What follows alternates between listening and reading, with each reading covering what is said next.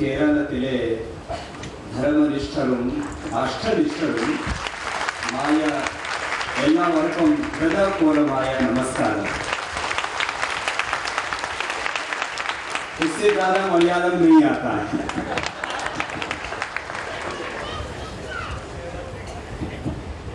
मलयालम संस्कृतनिष्ठ भाषा है. यदि हम संस्कृतं वदामि चेत भवन्तः न अवगच्छन्ति. मैं संस्कृत बोलता हूं तो आपको समझ में नहीं आएगा. हिंदी कितनों को समझ में आता है? हिंदी कितनों को आता है? हाथ उठाओ. इतनों को आता है. तो ट्रांसलेशन का रिक्वायरमेंट है? बोलो. नहीं है? क्या बात है, मुझे ताली बजाना पड़ेगा. आज इतना पवित्र दिन है. सोम याग का प्रारंभ हो रहा है और उसका ओपनिंग स्पीच इतना डिवाइन, इतना दिव्य और भव्य हमारे भाई सैयद सादिक अली शिहाब जी ने दिया है. उनको बहुत बहुत अभिनंदन. योग और याग की महिमा ये अपनी संस्कृति की महिमा है. और जो स्वभाव हत्या हो रही है, चरित्र का पतन हो रहा है, उस चरित्र का उत्थान उत्कर्ष करना है तो उसका एकमात्र मार्ग यही योग और याग का है. आज आचार्य श्री राजेश जी ने जो हमारे गुरुकुलीय परंपरा के गौरव हैं, वह हमारे केरल के गौरव हैं, वह हमारे वैदिक संस्कृति के गौरव हैं. और यह कालीकट अब लूट यहीं से शुरू हुई थी वास्को डी गामा की.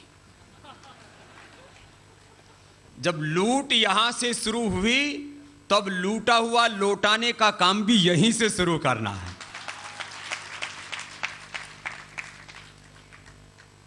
वो पहले लूट हुई 1000 साल से भी ज्यादा. वो थोड़ा था लूटा तो बहुत, लेकिन 67 ईयर से इंडिपेंडेंस के बाद 1000 लाख करोड़ का लूट हो गया. कितना? जोर से बोलो. 1000 लाख करोड़, 1000 lakhs करोड़ कितना होता है पता है? इतना होता है. इसका गोल्ड लेकर के पूरा लैंड पर बिछा दिया जाए हिंदुस्तान की तो इतना मोटा आएगा. इतना गोल्ड. बाकी तो देश का वैभव बहुत है. महर्षि दयानंद ने कहा था सबको वेद पढ़ने का अधिकार है. ये बीच में एक ज्ञान घोटाला हो गया. घोटाला शब्द सुनते हैं ना? स्कैम सुनते हैं? ऐसे जैसे कॉल स्कैम हुआ, डिफरेंट स्कैम्स हुए ना, ऐसे एक नॉलेज स्कैम हो गया, ज्ञान घोटाला. और ज्ञान घोटाला ये हुआ कि बोला केवल ब्राह्मण ही वेद पढ़ेगा. अरे वेद पढ़ने से सभी ब्राह्मण हो जाएगा. वेद तो ज्ञान है, ईश्वरीय ज्ञान को ही वेद संज्ञा है. और आज हमारे नंबोदरी जी ने एक ऐतिहासिक काम यहां से किया. और इस पावन अनुष्ठान में जिसका शुभारंभ अपने यहाँ वेलकम स्पीच से भाई विवेक जी ने किया. विवेक भी कम उम्र में बहुत तेजस्वी युवा है. विवेक को भी बहुत बहुत आशीष है. ओ इसको तो इतना तेजस्वी है, मुझे लगा मैं दक्षिणा में इसको लेके चला जाऊं. लेकिन हम आचार्य जी को ही दक्षिणा दे देते हैं इसका। ऐसे हमारे राजगोपाल जी जो बहुत अनुभवी, बहुत प्रामाणिक चरित्र वाले व्यक्तित्व, हमारे श्रीधरन जी और हमारे वेंकटेश जी, सत्यव्रत जी, हमारे जो बेंगलोर में गुरुकुल के माध्यम से, ओम शांति धाम के माध्यम से बहुत प्रशस्त कार्य कर रहे हैं। एक बार उनका भी अभिनंदन हो जाए। अभी तो वानप्रस्थी हो गए, थोड़े दिन में मैं इनको संन्यास देने वाला हूं। आजकल शिष्य बनाने में बड़ा दिक्कत है, लोग प्रॉपर्टी देखने लगते हैं। ऐसा शिष्य बनाओ जो भौतिक साम्राज्य नहीं, आध्यात्मिक साम्राज्य को बढ़ाए। ऐसे हमारे सत्यव्रत जी हैं। बाबूराज जी, हरगोविंद जी, वासुदेवन जी, नंबोदरी जी, सभी को प्रणाम। और अभी मैं बहुत छोटी छोटी बातें आज आपके बीच कहना चाहता हूं। जीवन में 4 निष्ठाएं होनी चाहिए कम से कम। कितनी? 4 निष्ठाएं। नम्मुडे जीवतत्तेल नाल निष्ठगळ अवश्यमुंड। जीवन में 4 निष्ठाएं अवश्य होनी चाहिए। और उन 4 निष्ठाओं में सबसे पहली निष्ठा योग निष्ठा। बोलो क्या है? इसी को बोलो याग निष्ठा, धर्म निष्ठा, वेद निष्ठा। एक ही बात है। योग निष्ठा, याग निष्ठा, धर्म निष्ठा, वेद निष्ठा, सत्य निष्ठा। और ईश्वरीय प्रेरणाओं को हम वेद कहते हैं। और उन्हीं दिव्य ईश्वरीय प्रेरणाओं को हमारे सैयद सादिक भाई ने जैसे यहाँ से पहले उद्बोधन दिया, इस्लाम में उन्होंने उन ईश्वरीय प्रेरणाओं को जो ग्रहण किया, ईश्वरीय प्रेरणा तो हर एक के हृदय में उठती है, उन्होंने उसको कुरान संज्ञा दे दी अपने यहाँ। अलग अलग ईसाई भाई ईश्वरीय प्रेरणाओं को बाइबल की संज्ञा देते हैं कि वो ईश्वरीय प्रेरणाएं उनके हृदय में हुई। सभी का थ्योरी एक ही है, आइडियोलॉजी एक ही है, उसका संज्ञाएं। भारतीय संस्कृति 1,96,08,53,114 वर्ष, 200 करोड़ वर्ष पुरानी जो संस्कृति है वो वेद संस्कृति। और इसके ऊपर गौरव होना चाहिए सबको। हम ऋषियों की संतान हैं, वीर वीरांगनाओं की संतान हैं, हम अमृत पुत्र हैं, ईश्वर की संतान। और ये सारा वैभव, सब एम्पायर, ये सारी दौलत, ये सारा साम्राज्य मेरे भगवान का है। और मैं भगवान का बेटा हूं, मैं भगवान की बेटी हूं। जैसे पिता की संपूर्ण संपत्ति पर उसके बेटे का अधिकार होता है, ऐसे ही ये सारे ब्रह्मांड की संपत्ति पर मेरा अधिकार है। मैं दरिद्र नहीं हूं, मैं धनवान हूं। फिर किस बात का लोभ? लालच में सारी दुनिया पापी हुई जा रही है। लोभ है पापस्य कारणम। मुझे कोई लालच नहीं है, लेकिन फिर भी मैं योग और युद्ध कर रहा हूं, क्योंकि मुझे इस देश में और दुनिया में भगवान का साम्राज्य कायम करना है। मैं भगवान का बेटा हूं और मुझे अपने पिता की संपत्ति की, अपने पिता के साम्राज्य की रक्षा करनी है। जैसे आप अपने माता पिता की संपत्ति और साम्राज्य की रक्षा करते हैं, ऐसे ही मैं भगवान के साम्राज्य की रक्षा करने के लिए धरती पर पैदा हुआ हूं। ऐसा सबको विचार करना चाहिए। आपके पिता की संपत्ति पर, आपकी पैतृक संपत्ति पर कोई दूसरा अधिकार करे, उसको कोई लूटे, तो आप लूटने देंगे? बोलो नहीं। ऐसे ही हम भगवान के संतान हैं, ईश्वर खुदा अल्लाह वाहिगुरु अकाल पुरुष परमात्मा की संतान। और हमारे भगवान के साम्राज्य के ऊपर शैतान का राज हो, ये आपको स्वीकार है? नहीं। तो यही काम सबको करना है। अब इस सोम यज्ञ के साथ साथ राष्ट्र यज्ञ भी हम सबको मिलकर के करना है, और उसका ये समय है, उसका ये काल है, उसकी आवश्यकता है, और ये भगवान का विधान है। तो मैं कह रहा था, सबसे प्रथम निष्ठा योग निष्ठा, याग निष्ठा, वेद निष्ठा, धर्म निष्ठा, सत्य निष्ठा। प्रथम निष्ठा, तो ये निष्ठा आपके जीवन में अखंड रहे। निष्ठा कैसी रहे बोलो, जोर से बोलो। अखंड निष्ठा कैसी रहनी चाहिए? अखंड निष्ठा। एक क्षण के लिए भी मैं वेद विमुख नहीं होऊंगा। सब मेरे साथ बोलेंगे, संस्रुतेन गमेमहि मा श्रुतेन विराधिसि मय्येवास्तु मयि श्रुतम। हमें जीवन में वेद के पथ पर आगे बढ़ना। एक बाहर का वेद है, ऋग यजु साम अथर्व, त्रयी विद्या। एक भीतर का वेद। ये भीतर का वेद क्या है? अंतर्वेद, आत्मवेद, आत्मज्ञान, आत्म प्रेरणा। ये भीतर का वेद। आत्मा में उस परमात्मा की, उसको खुदा कहो, अल्लाह को, ऑलमाइटी गॉड, वाहिगुरु अकाल पुरख। आत्मा में उस परमात्मा की प्रेरणा, उसका आवाज, पुकार, इंस्पिरेशन। आत्मा में उस परमात्मा की वॉइस,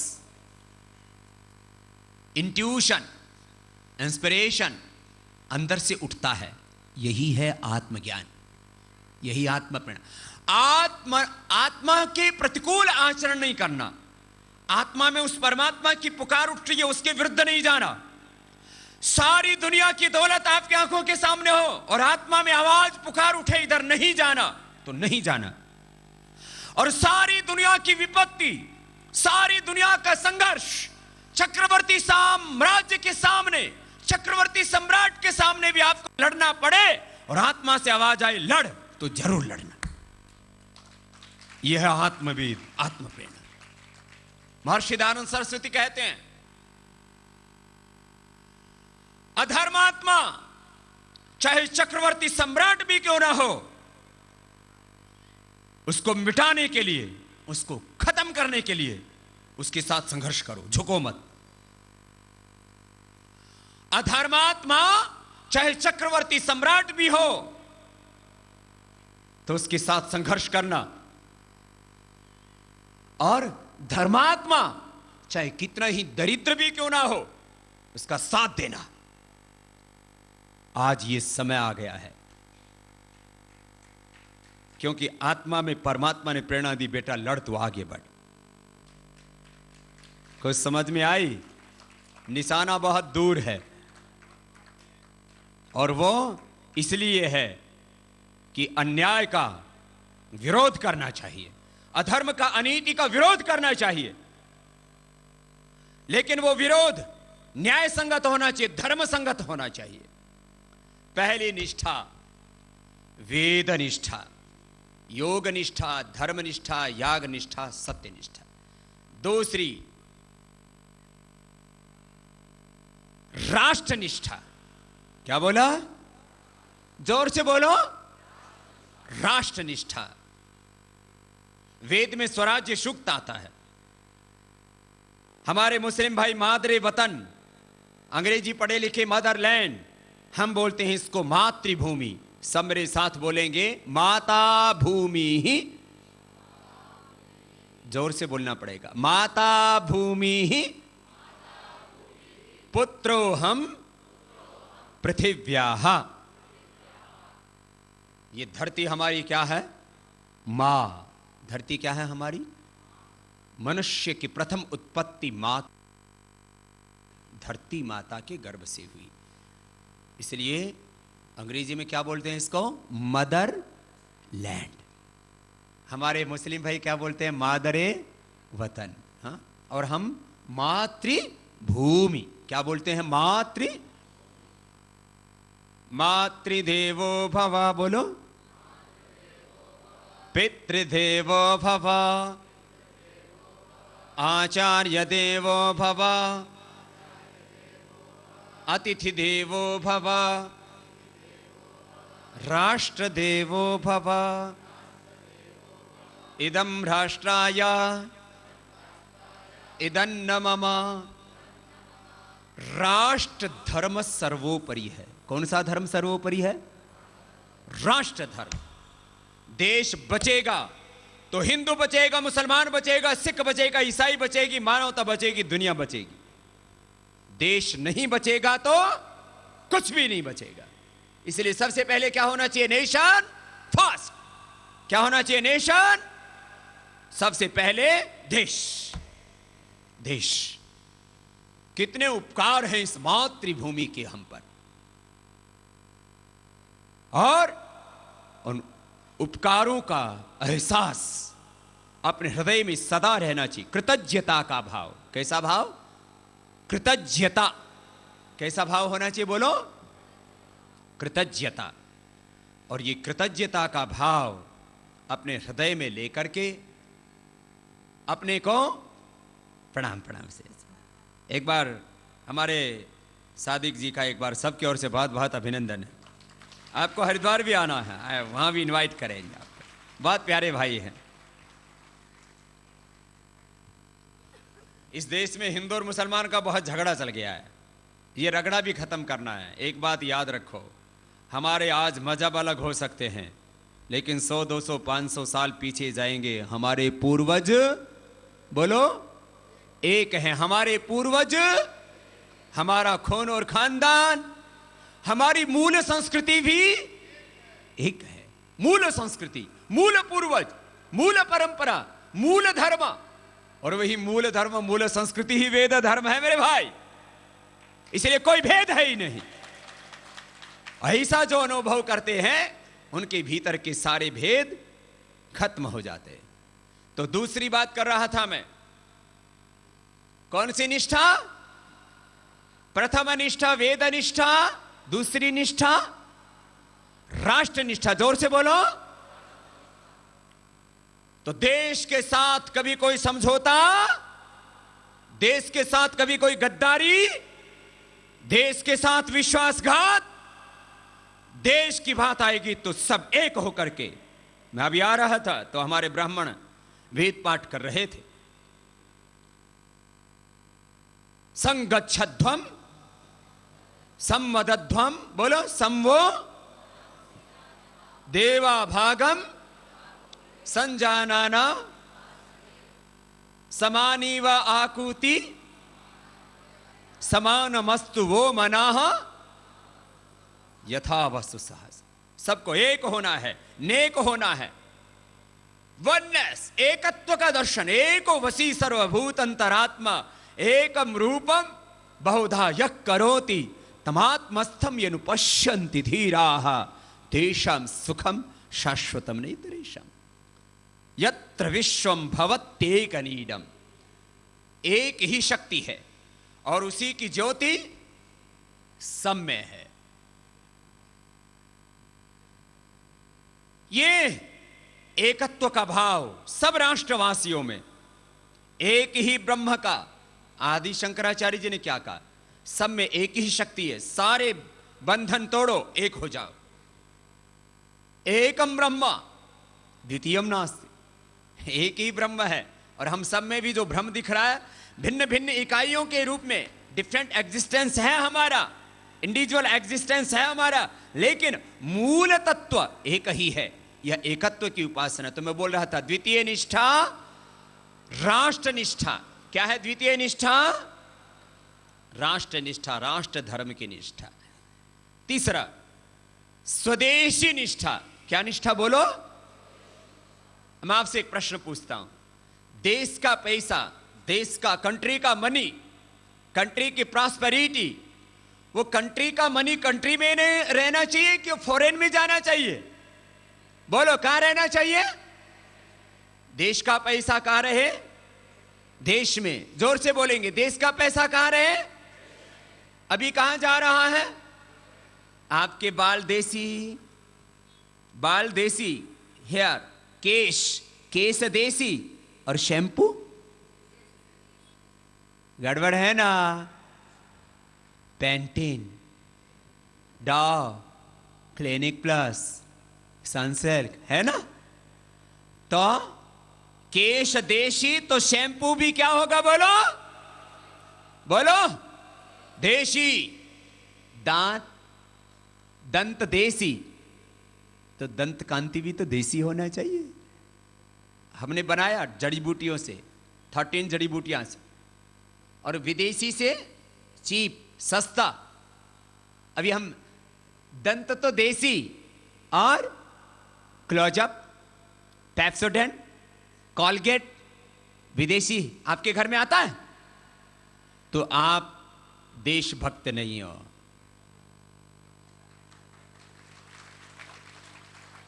आप देश का पैसा कहां भेज रहे हो? बोलो, विदेश में, बाहर। तो आज संकल्प लेके जाएंगे, आगे से कोई कॉलगेट, कोई पेप्सोडेंट, कोई क्लोजअप अपने घर में लेके नहीं आएगा। सही बात? हम आपको देसी दिलाएंगे। क्या है? दंत कांति, नीम का, बबूल का दातुन, ये करो ना। कुछ नहीं तो हल्दी और नमक, इसका इस्तेमाल करो। कुमर तो होता है ना, और साल्ट, उसको मिला लो, लगा लो, हो गया। दंत देशी तो दंत कांति भी देसी होना चाहिए। ठीक है? साब, चमड़ी देसी, स्किन देसी, और पाउडर, क्रीम, साबुन आदमी देसी, और वस्त्र विदेशी। अब इधर इतना गर्मी होता है, इधर भी वो टाइट पैंट पहन के आता है। अरे इधर वाला ये धोती पहना करो ना, हवा लगता है पूरा। ऊपर से भी हवा लगे। है? अब तुम कैसे? है? अब ऐसे हो जाओ तो दाक्षिणात्य ब्राह्मण हो जाते।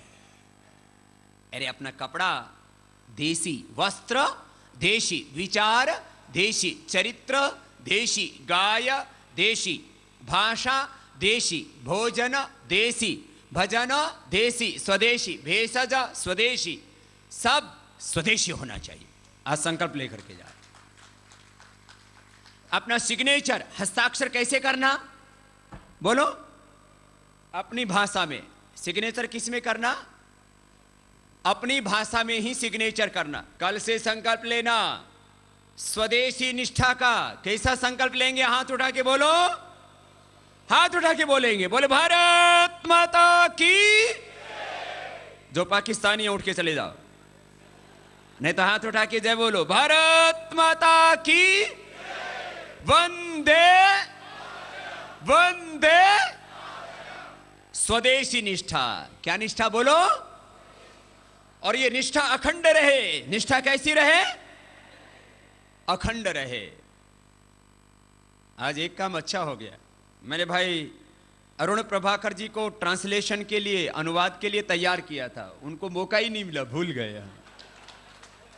ऐसे ही आशीर्वाद ले लो, इनके लिए ऐसे ही ताली बजा दो।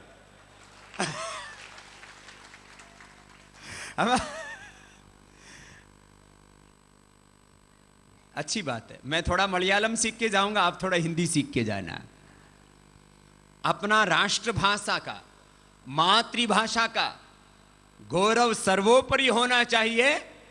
राष्ट्रभाषा और मातृभाषा के बाद 3rd नंबर इंग्लिश का होना चाहिए। ये ऊपर आ गई है, इसका शीर्षासन कराना है। सर्वोपरि गौरव किसका? स्वदेशी भाषा का। तो कल से सिग्नेचर, हस्ताक्षर अपनी भाषा में करना।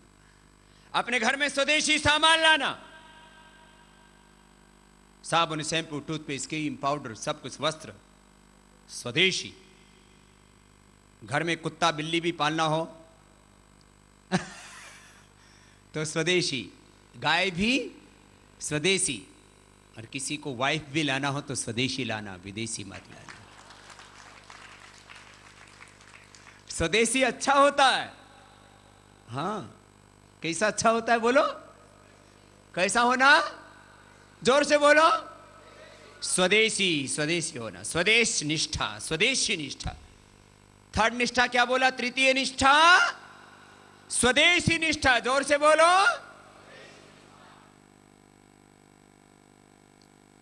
यहां कालीकट में भी अपना कोई सेंटर है कि नहीं इधर? अभी तक नहीं। अभी ये कश्यप वेद रिसर्च फाउंडेशन में एक पतंजलि का भी सेंटर खोल देंगे भाई।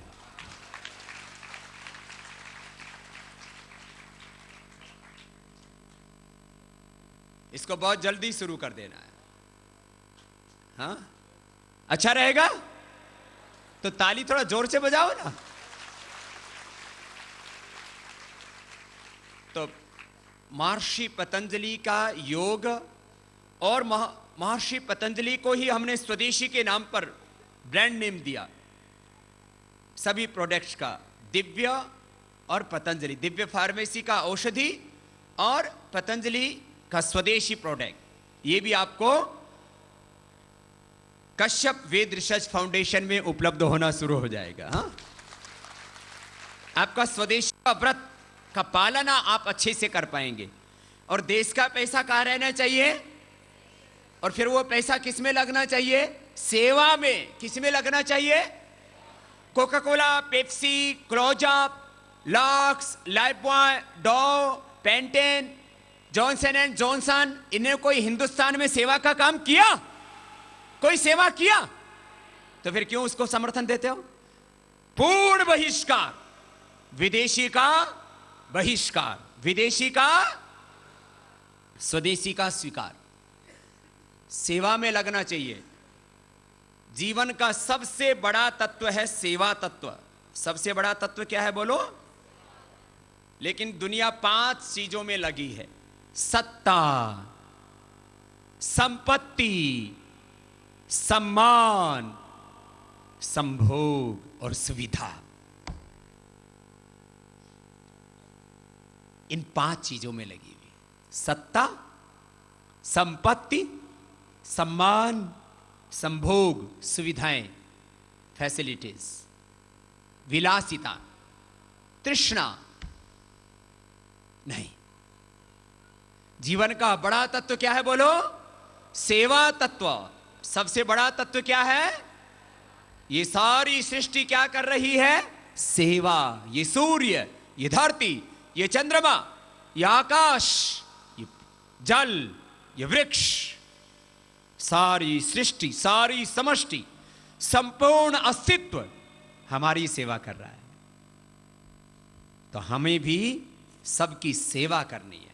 ऐसा ऊंचा भाव, ऐसा दिव्य भाव सबके जीवन में आना चाहिए।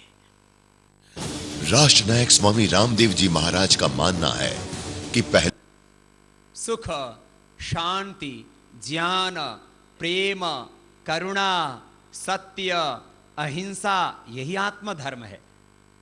प्रतिपल ऐसे उच्च चेतना में रहना, डिवाइन चेतना में रहना। और ये तब हो पाएगा जब सुबह उठ के योग करेंगे। सुबह उठ के क्या करना? सबको करते हो? जो योग नहीं करेगा उसको रोग होगा, डुम्मा डुम्मी हो जाएगा, मोटा मोटी हो जाएगा, उसको ब्लड प्रेशर होगा, शुगर की बीमारी होगी। ओ सब डिजीज तो बढ़ रहा है ना, स्ट्रेस।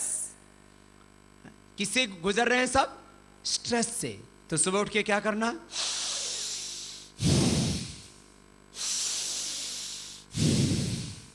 इसको बोलते हैं भस्त्रिका। क्या बोलते हैं?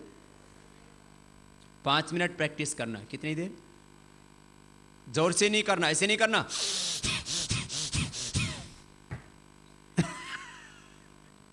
सबको क्या करना? सबको करना भस्त्रिका। सुबह उठ के क्या करना? भस्त्रिका। फिर कपालभाति। कपालभाति कैसा होता है?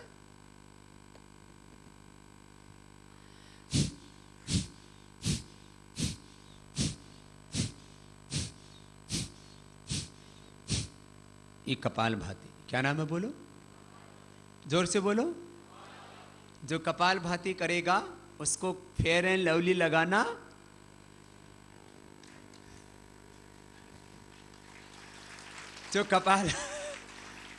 जो कपाल भाति, कपाल माने माथा, फॉरहेड, मस्तिष्क, भांति दीप्ति, ओज, तेज, आभा, ज्योति, प्रकाश, माथे पर, ललाट पर तेज, सीना उभरा हुआ, पेट सिकुड़ा हुआ, कमर कसी हुई, पूरा बॉडी एकदम फिट। अश्मा भवतु नस्तनु, कैसा होना चाहिए शरीर? बोलो, अश्मा भवतु नस्तनु। हमारे शरीर वज्र की तरह होने चाहिए। हेल्थ, फिटनेस, अच्छे फिगर्स के लिए कपाल भाती। सबको क्या चाहिए? हेल्थ और फिटनेस, फिगर्स। कैसा फिगर्स? अच्छा फिगर्स। हाँ, अभी क्या हो गया? इधर पेट, डाइनिंग टेबल, आर्म रेस्ट इधर ही होता है, डाइनिंग टेबल साथ ही चलता है, और इधर भी मोटा, ऊपर नीचे से दो ऐसा मिलता है जैसे आत्मा परमात्मा का मिलन हो रहा हो, दोनों तरफ संध्या होती रहती है। फिर इधर कुल्ला भी मोटा मोटा, बहुत नहीं, पूरा बॉडी फिट रहना चाहिए।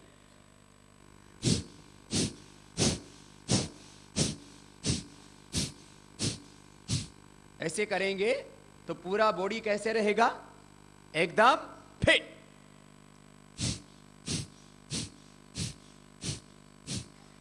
This is very easy and very beneficial, scientific, complete exercise of all organs.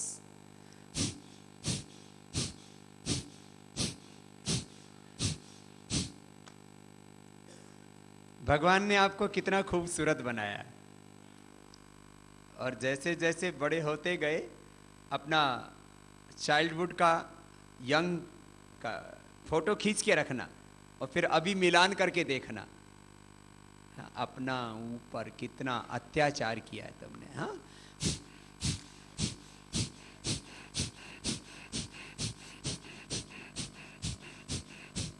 जीवेम शरदः शतम। कैसा होना? जीवेम, 100 साल तक जीना है। कितने साल तक जीना? और 100 साल तक रोगी होके नहीं, पवित्रेण शतायुषा, पश्येम शरदः शतम, शृणुयाम शरदः शतम। पूरा शरीर एकदम पवित्र रहे, बलिष्ठ रहे। ये इससे अष्टचक्र जागृत होते हैं। कितना? अष्टाचक्रा नवद्वारा देवानां पूरयोध्या तस्याम हिरण्यः कोशः स्वर्गो ज्योतिषावृता। अष्टचक्र जागृत होंगे। कपाल भाती नहीं करेंगे, आपने नहीं किया है, if you are don't doing this pranayama, तो क्या होगा? कैंसर, प्रोस्टेट का problem, obesity, diabetes, stress, cholesterol, thyroid problem, arthritis, skin problem. ये किया तो ठीक, नहीं तो किडनी फेलियर होगा, हार्ट फेलियर होगा, टीएलसी, डीएलसी, डब्ल्यूबीसी, आरबीसी गड़बड़ होगा, ब्लड कैंसर होगा, अंदर कोई सिस्ट डेवलप होगा, पहले बेनाइन फिर मैलिग्नेंट, कैंसर। सुन लो, जो योग नहीं करेगा वो कैंसर होके मरेगा। जो योग नहीं करेगा कैंसर होके मरेगा, हार्ट अटैक होके मरेगा, शुगर डायबिटीज होकर के मरेगा, ब्लड प्रेशर होकर के ब्रेन फेल होगा, लिवर किडनी फेल होगा। न मरिष्यति मा विभे सर्वो वै तत्र जीवति घोरशा पुरुषा पशु यत्रेदम क्रियते ब्रह्मा परिधि जीवनायकम प्राणो ब्रह्मेति। जो प्राणायाम करेगा न मरिष्यति, वो मरेगा नहीं। जो डरा वो मरा, जो प्राणायाम करेगा वो मरेगा नहीं, मृत्युंजयी बनेगा। ब्रह्मचर्येण, ब्रह्म मीन्स प्राण, प्राणो ब्रह्मेति। ब्रह्मचर्येण तपसा देव मृत्युम अपाघ्नता, इंद्रो ब्रह्मचर्येण देवेभ्यः स्वराभर।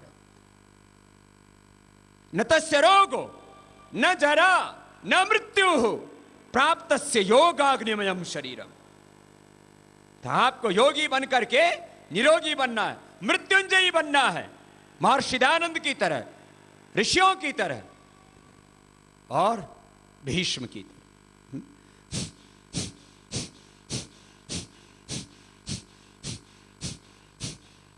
करो ना थोड़ा। ये पुरुषो वाव यज्ञ, अनुलोम विलोम बहुत जबरदस्त। 5 मिनट्स करना। शांति, पीस, एवरीथिंग इज इनसाइड, सब कुछ हमारे भीतर। यस्मे चित्तम सर्वोत्तम प्रजानाम तन्मे मनः शिव संकल्पमस्त। शिवत्व, दिव्यता, शक्ति, शांति, ज्ञान, वेद, ब्रह्म, ब्रह्मांड, सब कुछ हमारे ही भीतर है। योग से वो दिव्यता जागृत होगी। अनुलोम विलोम के बाद भ्रामरी बहुत अच्छा प्राणायाम है, करते ही मन को शांति मिलती है। कान बंद, मुख भी बंद, ओंकार का नाद नासिका से ऐसे। आप भी करके देखो, अभी शांति मिलेगी ना। आए हो ना सब शांति की तलाश में, हाँ? किसी की पत्नी का शांति नाम हो तो वो गलत फहमी में मत रहना कि शांति मिल गई। कान बंद, मुख भी बंद, ओंकार का नाद नासिका से ऐसे करो।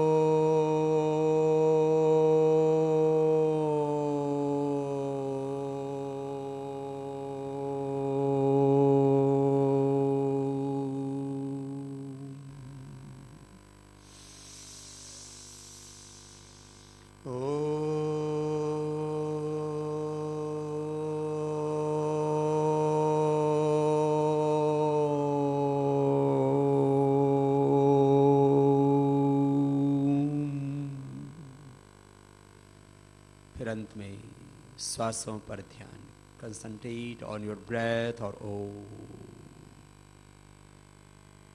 पूरी बॉडी को रिलैक्स कर देते हैं। प्राण और प्रणव की साधना से हर रोज करना, स्वधर्म में ठहरना, स्वधर्मे निधनम श्रेय, स्वधर्म निष्ठा। ऐसे कुछ पलों के लिए रोज ध्यान करना, दोनों हाथों को पर उठाना, आपस में रगड़ना, फिर दोनों हाथ आंखों पर रखना ऐसे। इससे आपको धैर्य मिलेगा और धैर्य धर्म का पहला लक्षण है। मेरे साथ बोलेंगे, धृति क्षमा दमोस्तेयम शौचम इंद्रिय निग्रह धीर विद्या सत्यम क्रोधो दशकम धर्म लक्षणम श्रूयताम श्रूयताम धर्म सर्वस्व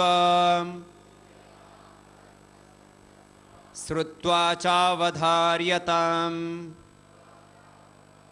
आत्मनाः प्रतिकूलानि परेशां न समाचरेत्। धर्म आपके आंतरिक जीवन में उतर आएगा, धर्म आपके लिए सहज हो जाएगा, धैर्य आ जाएगा। फिर जीवन में समझ पूर्वक, संबंध पूर्वक, सुख पूर्वक आप जिएंगे। फिर आपके जीवन में अभ्युदय निश्रेयस दोनों सिद्ध होंगे। यतो अभ्युदय, बोलो, यतो अभ्युदय निश्रेयसाः सिद्धि ही साधर्माः। ऐसा धर्म आपके जीवन में आएगा।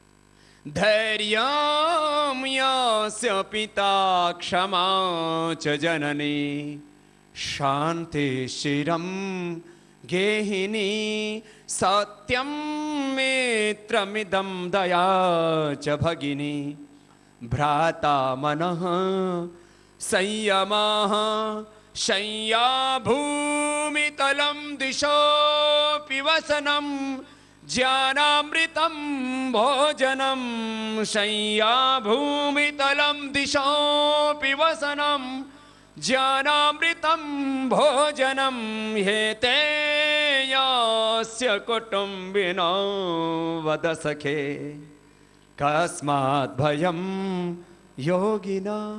ऐसा जीवन हो सकता। हाँ? ये तो बताया था आपको सरल योग, थोड़ा कठिन योग भी बता दो, करेंगे? यंगस्टर्स के लिए योग बताऊं थोड़ा? नहीं तो सब बुढ़े हो जाएंगे सब। सबको रहना है जवान, यंग। कैसा रहना है सबको? जवान, युवा। कैसा रहना है सबको? जवान, युवा रहना है। तो युवा रहना तो युवाओं जैसा काम भी तो करना। कोको कोला पेप्सी नहीं पीना, गाय का दूध पीना, गाय का घी खाना। अभी गाय का घी, उधर हम जिसके घर में गए कनस्तर भरा हुआ था, कौन है जी भाई? हाँ? पूरा गाय का घी से होम होगा, अंदर भी गाय का घी डालना। पुरुषो वाव यज्ञ। और सुबह उठ के थोड़ा कठिन योग भी करना। सूर्य नमस्कार आता है? आता है? आता भी है कि करता भी है? सूर्य नमस्कार एक से मैंने बोला सूर्य नमस्कार करना, बोले बाबा जी 100 बार करता हूं। और मैंने देखा वो बीमार है। मैंने कहा 100 बार सूर्य नमस्कार फिर भी तू बीमार, कैसे करता है? तो बोले ओम सूर्याय नमः, ओम सूर्याय नमः। ऐसा नहीं, ये सूर्य नमस्कार ऐसे करना, ऐसे।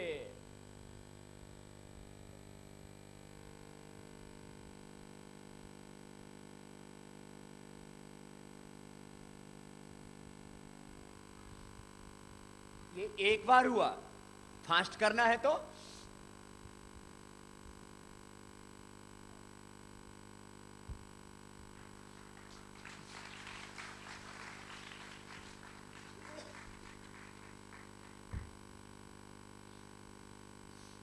करेगा ना? 10 बार से 10 to 100 टाइम्स, ठीक है ना? तो शक्ति आ जाएगी। फिर आप सीधे नहीं उल्टे भी चलने लग जाओगे ऐसे।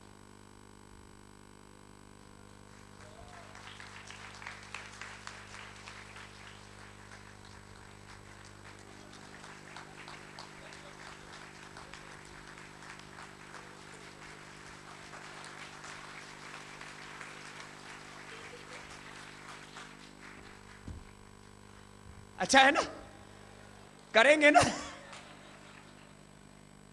बोले बाबा जी फिर तो हॉस्पिटलाइज होना पड़ेगा। फिर शीर्षासन करना।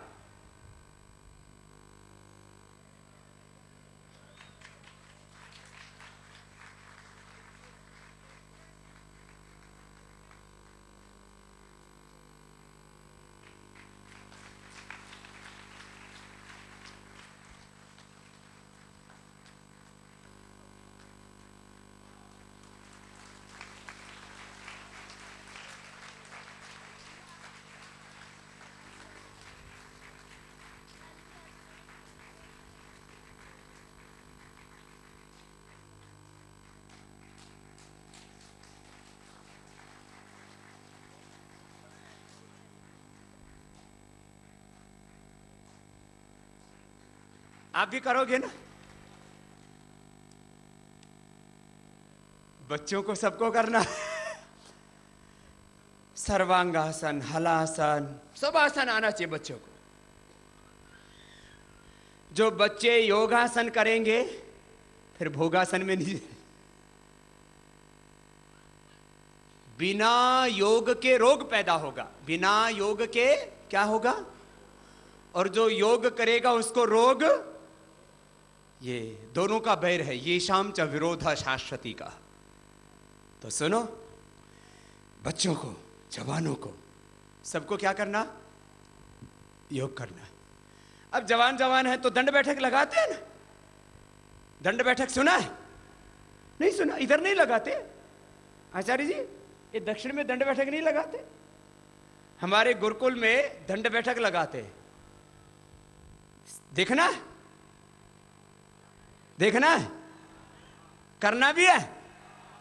जवान जवान कितने? अंडर 14, अंडर 40, अरे 40 नॉट 14।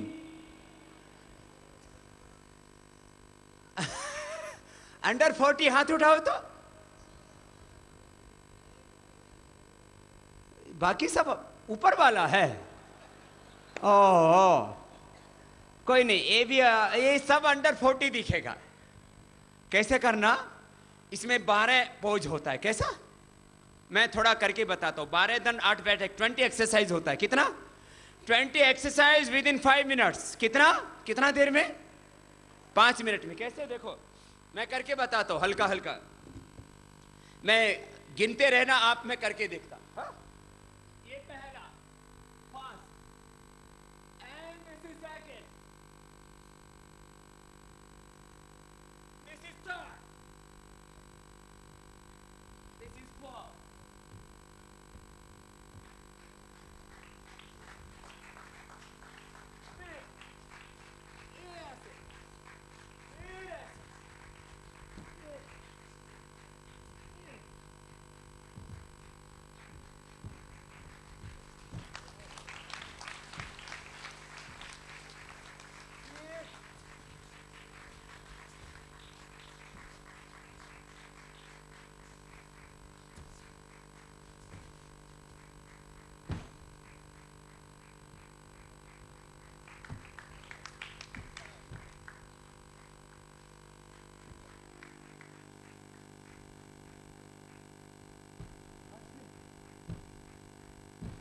ये 12 हो, 12 एक्सरसाइज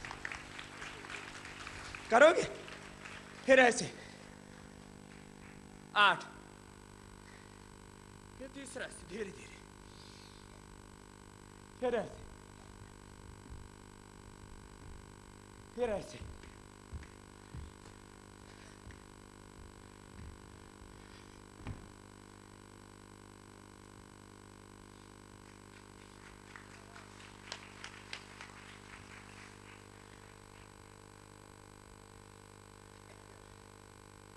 और ऐसे।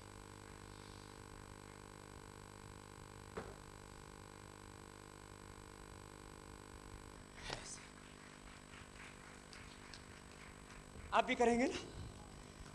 बोलो तो एक बार हाथ उठाओ और जोर से हंस के दिखाओ। हंसो ना, जोर से। हास्यासन, हास्य योग, जोर से।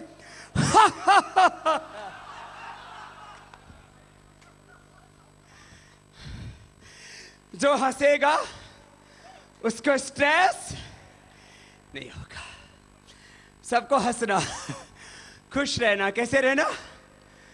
और ताली बजाना ऐसे ऐसे ऐसे। इस तरह से रोज अपने जीवन में योग के द्वारा मंगल करना। आपका मंगल हो, इस राष्ट्र का मंगल हो, और सोम याग का यहां अनुष्ठान करने वाले सब याज्ञिकों का मंगल हो। और मैंने कहा था कालीघाट में वास्को डी गामा ने आकर के इस देश का वैभव लूटा, उसके बाद देसी लुटेरों ने लूटा। अभी तक अपने ही देश के लुटेरों ने 1000 लाख करोड़ का धन लूटा है। कालीघाट से आवाज आनी चाहिए, वो लूटा हुआ देश का दौलत भी फिर से देश को लौटाएंगे। इस देश को काला धन दिलाएंगे, भ्रष्टाचार मुक्त भारत बनाएंगे, भारत को फिर से जगत गुरु, विश्व गुरु, परम वैभवशाली, स्वस्थ, समृद्ध, चित्रवान बनाएंगे। यही संकल्प के साथ आचार्य राजेश जी को एक बार सबके ओर से बहुत बहुत अभिनंदन। और आचार्य सत्यव्रत जी, हमारे भाई सत्यव्रत जी और भाई सिद्धार्थ जी, जिन्होंने यहाँ आने के लिए मुझसे आग्रह किया, मुझे आकर के यहाँ बहुत आनंद हुआ। हमारी केंद्रीय महिला प्रभारी जो पूरे देश में महिलाओं का संगठन देखती हैं, बहन सुमन जी, और बेटी बहन राजेश्वरी जी भी यहाँ पर हैं। एक बार इनका भी सबके ओर से बहुत बहुत अभिनंदन है। और पूरे संगठन के सबको भी पतंजलि योगपीठ के पतंजलि योग समिति, महिला पतंजलि समिति, युवा भारत आदि संगठन के साथ जुड़ना है। हमारे साथ जुड़ने के लिए बहुत इजी तरीका है। मेरा कोई अकाउंट नहीं है, लेकिन फेसबुक अकाउंट है। तो फेसबुक अकाउंट पर आप स्वामी रामदेव के नाम से सर्च करेंगे तो फेसबुक और ट्विटर से जुड़ करके आप इस अनुष्ठान में, इस राष्ट्र यज्ञ में अपनी आहुति देना। मेरे साथ हाथ उठा करके बोलेंगे, भारत माता की। ए दोनों हाथ फिर से मुट्ठी बांध के, भारत माता की। वंदे वंदे। सत्य सनातन वैदिक धर्म की, अखंड भारत की, सोमयाग की। बहुत बहुत प्रणाम।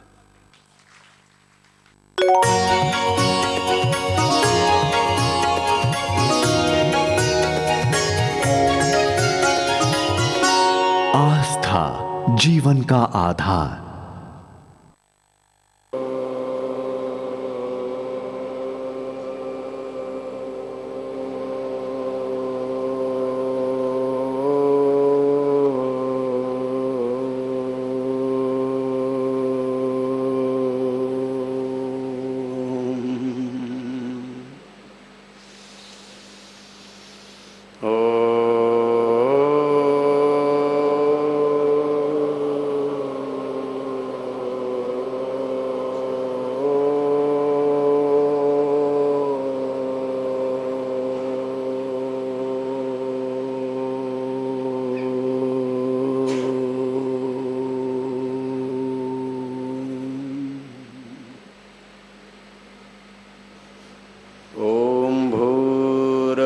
स्वः तत्सवितुर्वरेण्यं भर्गो देवस्य धीमहि धियो यो नः प्रचोदयात्।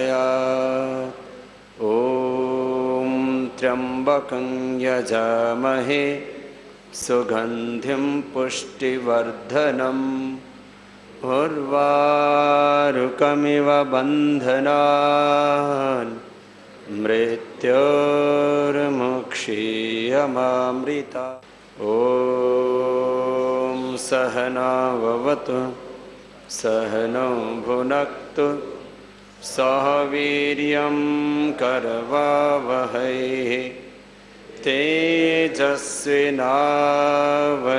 तेजस्विनावधीतमस्तु मा विद्विषावहै। ॐ असतो मा सद्गमय तमसो मा ज्योतिर्गमय मृत्योरमा अमृतं गमय। ॐ शान्तिः शान्तिः शान्तिः।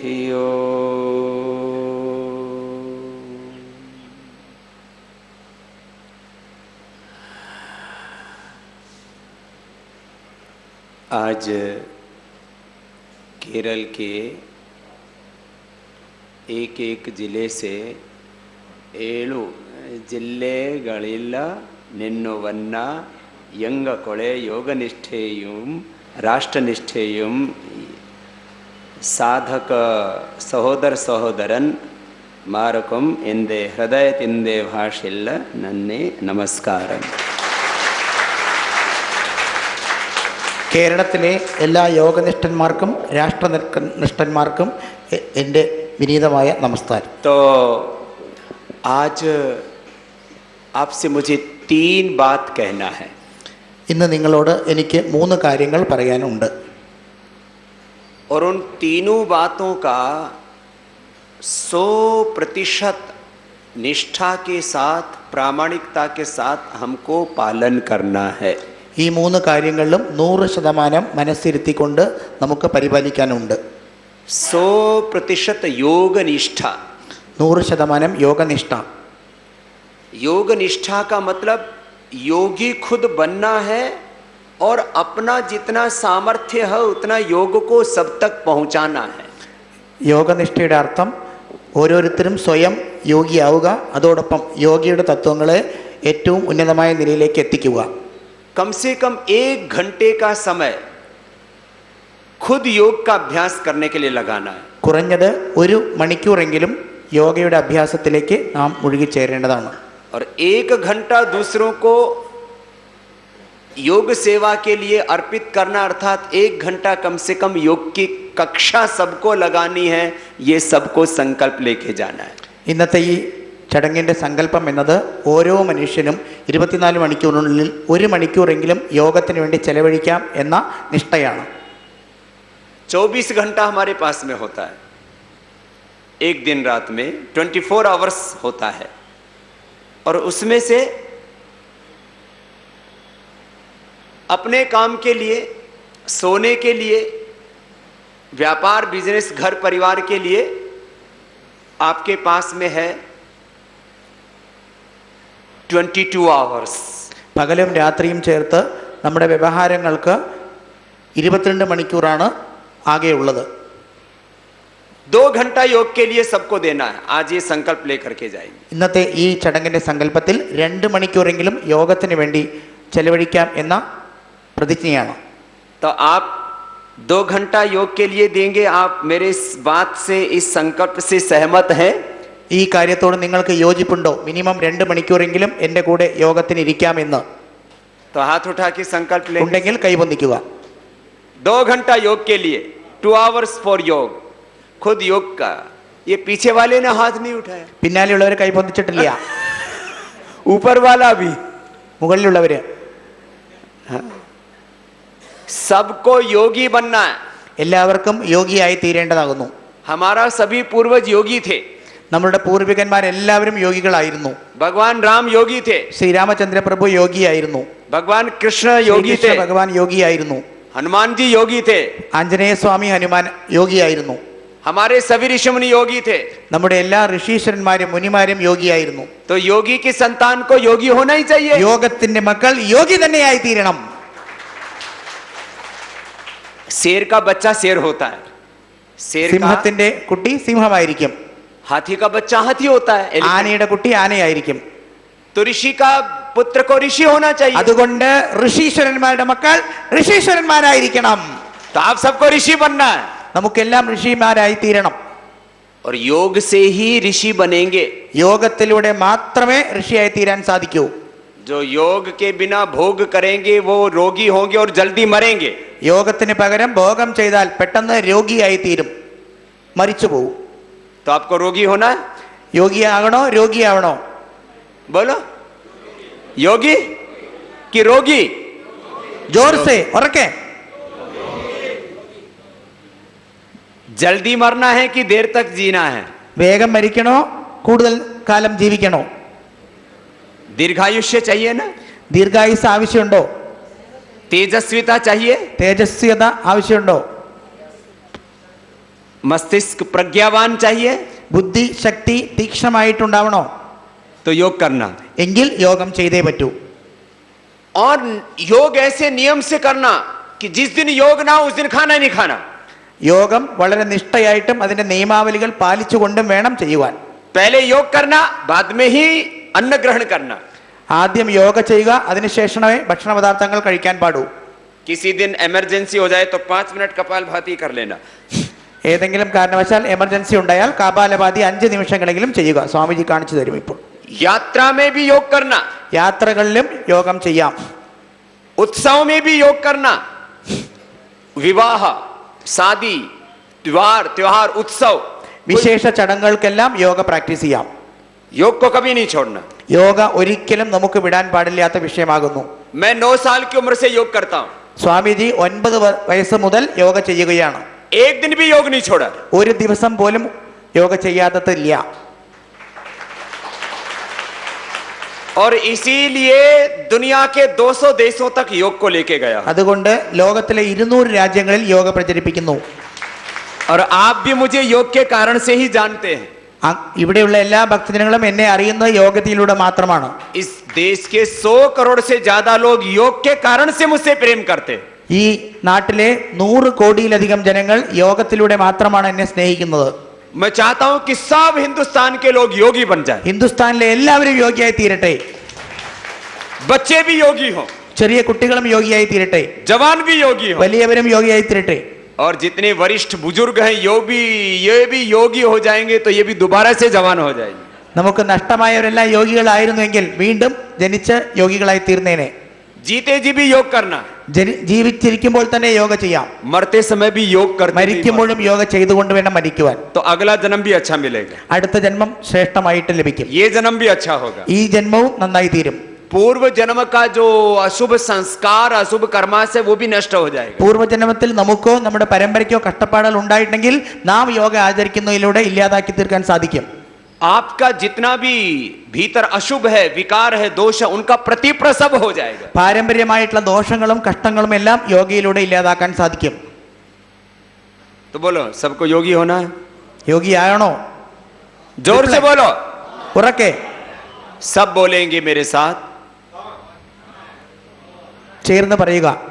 तपस्विभ्यो अधिको योगी റിപ്പീറ്റ്. ज्ञानिभ्योऽपि मतोऽधिकाः कर्मिभ्यश्च अधिको योगी तस्मात् योगी भव अर्जुन. तस्मात् योगी भव अर्जुन. गीता में भगवान श्री कृष्ण कहते हैं अर्जुन को क्या हो जा? योगी. क्या होना? सब बोलो. सबको क्या होना? आज से हो जाना, अभी से. ഇന്ന് മുതൽ ഇപ്പോൾ മുതൽ ശ്രീകൃഷ്ണ ഭഗവാൻ അർജുനോട് പറഞ്ഞ പോലെ യോഗിയായി തീരാം. योगी होगा उसका ज्ञान, उसकी दृष्टि, उसकी वाणी, उसका व्यवहार, उसका स्वभाव, उसका आहार, उसका पूरा जीवन बहुत अच्छा होगा. യോഗിയാകുന്ന ഒരാളുടെ ജ്ഞാനം, ദൃഷ്ടി, വാക്കുകൾ, വ്യവഹാരം, സ്വഭാവം എല്ലാം മംഗളമായി തീരും.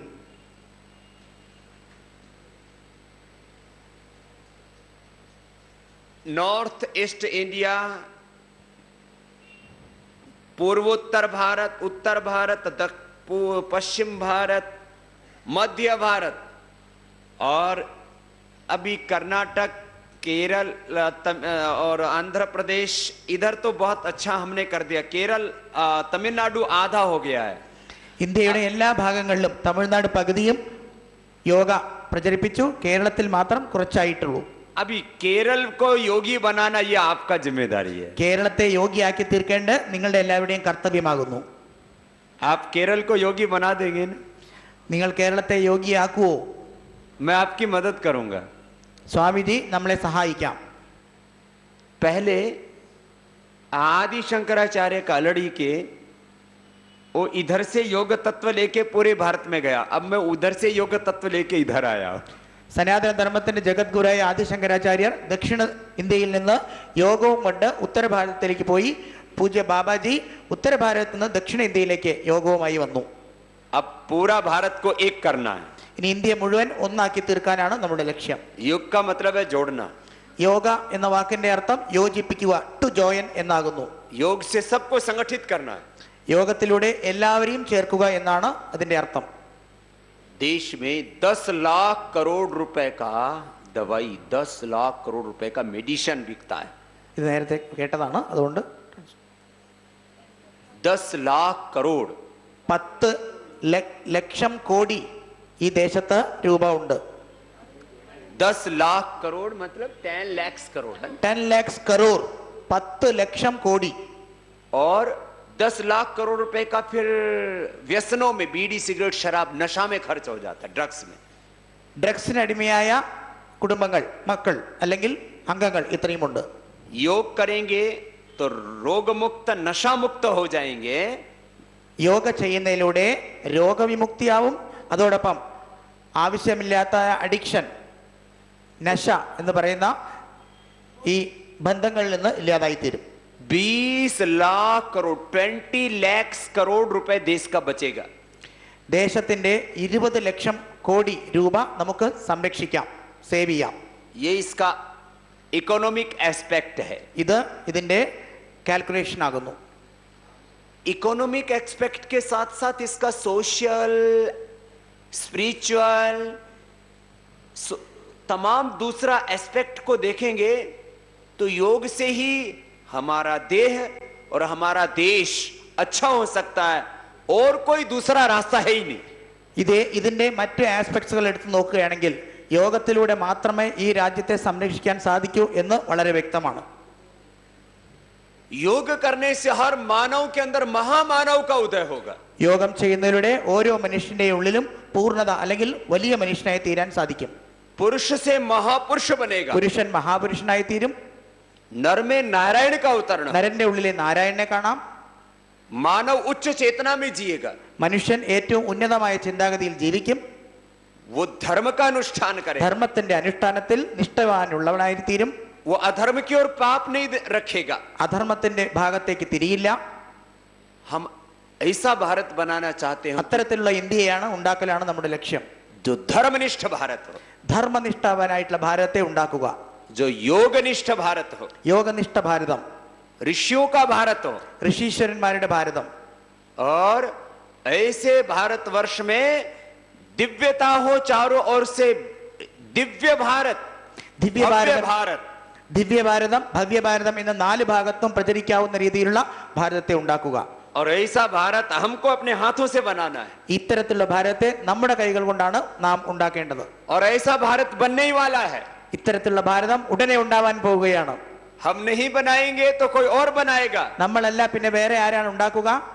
इसलिए हमको निमित्त बनना है. അതുകൊണ്ട് അതിന് കാരണക്കാരായി തീരണം നാം. निमित्त मात्रम भव सव्य. നിമിത്ത മാത്രം ഭവസവ്യ സാചിൻ. സാചിൻ. ശ്രീകൃഷ്ണ ഭഗവാന്റെ 10ാം അധ്യായത്തിലെ വാക്ക്. तो मुझे पूरा विश्वास है कि हमारे केरल के भाई बहन इस दिशा में बड़ी भूमिका निभाएंगे, बड़ा काम करके दिखाएंगे. എനിക്ക് നല്ല ഉറപ്പുണ്ട് കേരളത്തിലെ സഹോദരിമാരും സഹോദരന്മാരും ഈ കർമ്മത്തിൽ ഏർപ്പെട്ട് ഇതിനെ പൂർത്തീകരിക്കുമെന്ന്. अभी आप में से कितने भाई बहन ऐसे हैं जो योग की कक्षा लगा रहे हैं? യോഗത്തിന്റെ ക്ലാസുകൾ നിത്യമായി നടത്തുന്നവർ ദയവീത് കൈപൊന്തിക്കൂ. एक बार खड़े हो जाएंगे. ഇന്ന് ദയവീത് എണീറ്റ് നിൽക്കൂ. മുടങ്ങാതെ യോഗ ക്ലാസുകൾ നടത്തുന്നവരെ एक എണീറ്റ് बार നിൽക്കൂ. जोरदार इनका अभिनंदन हो. അവർക്ക് എല്ലാവർക്കും ഒരു കയ്യടി പാസാക്കുക. ऊपर भी हमारे भाई है, उनका भी. ये मूल कार्य है. बैठ जाए. इसी योग का आधार लेकर के ये राष्ट्र आगे बढ़ेगा. യോഗത്തിന്റെ അനുഷ്ഠാനത്തിലും യോഗത്തിന്റെ ആധാരത്തിലുമാണ് രാഷ്ട്രത്തെ നിലനിർത്തേണ്ടത്. जो योग नहीं करता इसका मतलब उसको अपनी मूल संस्कृति में निष्ठा नहीं है. അടിസ്ഥാനപരമായ ധർമ്മം അറിയാത്തവരാണ് യോഗ ചെയ്യാതിരിക്കുക. जो योग नहीं करता इसका मतलब वो ऋषियों की संतान नहीं है. യോഗം ചെയ്യുന്നില്ല എന്നതിന്റെ അർത്ഥം നാം ഋഷി പരമ്പരയുടെ മക്കളല്ല എന്നാകുന്നു. जो योग नहीं करता इसका मतलब वो रोगी होना चाहता है. യോഗം ചെയ്യുന്നില്ല എന്നതിന്റെ അർത്ഥം രോഗി ആയിത്തീരണം എന്ന ആഗ്രഹമാകുന്നു. योग के बिना भगवत तत्व की प्राप्ति नहीं होती. യോഗം ചെയ്യാതെ അല്ലെങ്കിൽ യോഗം അനുഷ്ഠിക്കാതെ ഈശ്വരത്വം നേടാൻ സാധ്യമല്ല.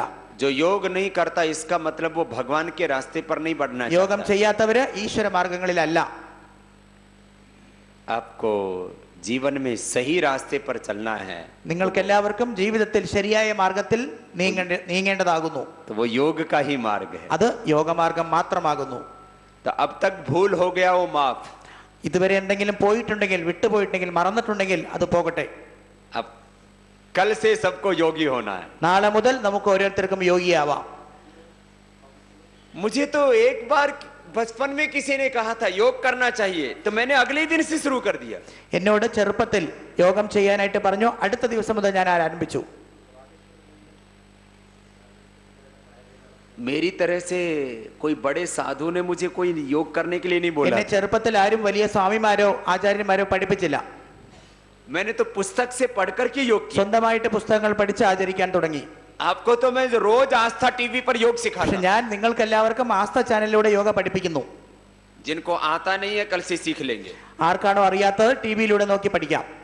और सीख करके सबको सिखाएंगे പഠിക്കൂ, അതോടൊപ്പം പഠിപ്പിക്കൂ. और पूरे केरल को योगी बनाए. മുഴുവൻ കേരളത്തെ യോഗിയാക്കി തീർക്കൂ. एक जिले में कम से कम 10 योग का क्लास तो होना ही चाहिए. ഒരു ജില്ലയിൽ അടിസ്ഥാനപരമായിട്ട് 10 ക്ലാസ്സെങ്കിലും ഉണ്ടായിരിക്കണം. पालाकाट में 14 योग का क्लास चल रहा है പാലക്കാടിൽ 14 ക്ലാസുകൾ നടക്കുന്നു എന്ന് സന്തോഷകരമായ കാര്യം. इसके लिए इनको बहुत बहुत अभिनंदन. അതിനെ കൈയടിച്ച് പാസ്സാക്കുക. और जैसा पालाकाट में हो रहा है ऐसा पूरा केरल में होना है. എങ്ങനെയാണോ പാലക്കാട് ജില്ലയിൽ ഈ ക്ലാസുകൾ നടക്കുന്നത് അതുപോലെ കേരളത്തിന്റെ എല്ലാ ജില്ലകളിലും ഉണ്ടായിരിക്കണം. अभी एक कार्य के बारे में आपको बताया. ഇനി ഒരു കാര്യം നിങ്ങളോട് പറയാം. सबको योगी बनना है और सबको योगी बनाना है. എല്ലാവരെയും യോഗിയായി തീരണം, അതോടൊപ്പം എല്ലാവരെയും യോഗികളാക്കി മാറ്റണം. और आपने कहा है कि आप सब योगी बनेंगे और बनाएंगे. നിങ്ങൾ എല്ലാവരും എനിക്ക് വാക്ക് തന്നു കഴിഞ്ഞു, നിങ്ങൾ യോഗിയാവും യോഗികളാക്കും. वचन भंग मत करना. വാക്ക് പറഞ്ഞാൽ വാക്കായിരിക്കണം. झूठ मत बोलना. നുണ പറയരുത്. नहीं तो पाप लगेगा. പറഞ്ഞാൽ പാപം ആക്രമിക്കും, അല്ലെങ്കിൽ പാപികളാവും. आपने बोला है सब योगी बनेंगे और दूसरों को योगी. നിങ്ങൾ എല്ലാവരും വാക്ക് തന്നു, നിങ്ങൾ യോഗികളാകാമെന്നും മറ്റുള്ളവരെ യോഗികളാക്കാമെന്നും. खुद योग करना और जो भी मिले उससे योग के बारे में बात करना. സ്വയം യോഗികളാവുക, ആചരിക്കുക, അതോടൊപ്പം സദാസമയം യോഗത്തിന്റെ കാര്യം മാത്രം സംസാരിക്കുക. दूसरा काम വേറെ ഒന്നും വേണ്ട. स्वदेशी का उपयोग करना. രണ്ടാമത്തെ കാര്യം സ്വദേശ വസ്തുക്കൾ ഉപയോഗിക്കുക. तो सब स्वदेशी का ही उपयोग करेंगे. എല്ലാവരും സ്വദേശ ഉൽപ്പന്നങ്ങൾ മാത്രമേ ഉപയോഗിക്കൂ. स्वदेशी वस्तु, स्वदेशी विचार, स्वदेशी भोजन, स्वदेशी भजन, स्वदेश की संस्कृति, स्वदेशी पर पूरा गौरव रखेंगे. നിത്യജീവിതത്തിൽ എല്ലാ അനുഷ്ഠാനങ്ങളും സ്വദേശിയാക്കി തീർക്കുക. ये मेरे इधर देखो, ये गीता बहन बैठी है, ये स्वदेशी का ही इस्तेमाल करती है और दूसरों को सुबह से शाम तक स्वदेशी के लिए प्रेरणा देती है. ഗീതാ ബഹിൻ, ഗീതാ സിസ്റ്റർ സ്വദേശി ഉൽപ്പന്നങ്ങൾ മാത്രമേ ഉപയോഗിക്കുന്നുള്ളൂ, അതോടൊപ്പം മറ്റുള്ളവർക്കും സ്വദേശി ഉൽപ്പന്നങ്ങൾ ഉപയോഗിക്കുവാൻ പ്രേരിപ്പിക്കുന്നു. ये सुबह योग करती है, जो भी दिन में मिलता है सबको योग के बारे में बात करती है. कपालभाति करो, अनुलोम विलोम करो, बाबा जी का प्रोग्राम देखो टीवी पर और स्वदेशी वस्तु का प्रयोग करो. अपने घर में भी सब स्वदेशी वस्तु रखती है. ഗീതാ ബഹിൻ കാലത്ത് യോഗ ചെയ്യുന്നു, ബാക്കിയുള്ള സമയം കിട്ടുമ്പോൾ യോഗ പഠിപ്പിക്കുന്നു, ആസ്ഥ ചാനൽ കാണുന്നു, മറ്റുള്ളവരോട് യോഗ ചെയ്യിപ്പിക്കാൻ പ്രേരിപ്പിക്കുന്നു, TV കണ്ടുകൊണ്ട് പഠിപ്പിക്കാൻ പ്രേരിപ്പിക്കുന്നു. സ്വദേശ ഉൽപ്പന്നങ്ങൾ മാത്രമേ ഉപയോഗിക്കുന്നുള്ളൂ. हमारा व्रत अखंड होना चाहिए. നമ്മുടെ വ്രതം അഖണ്ഡമായിരിക്കണം.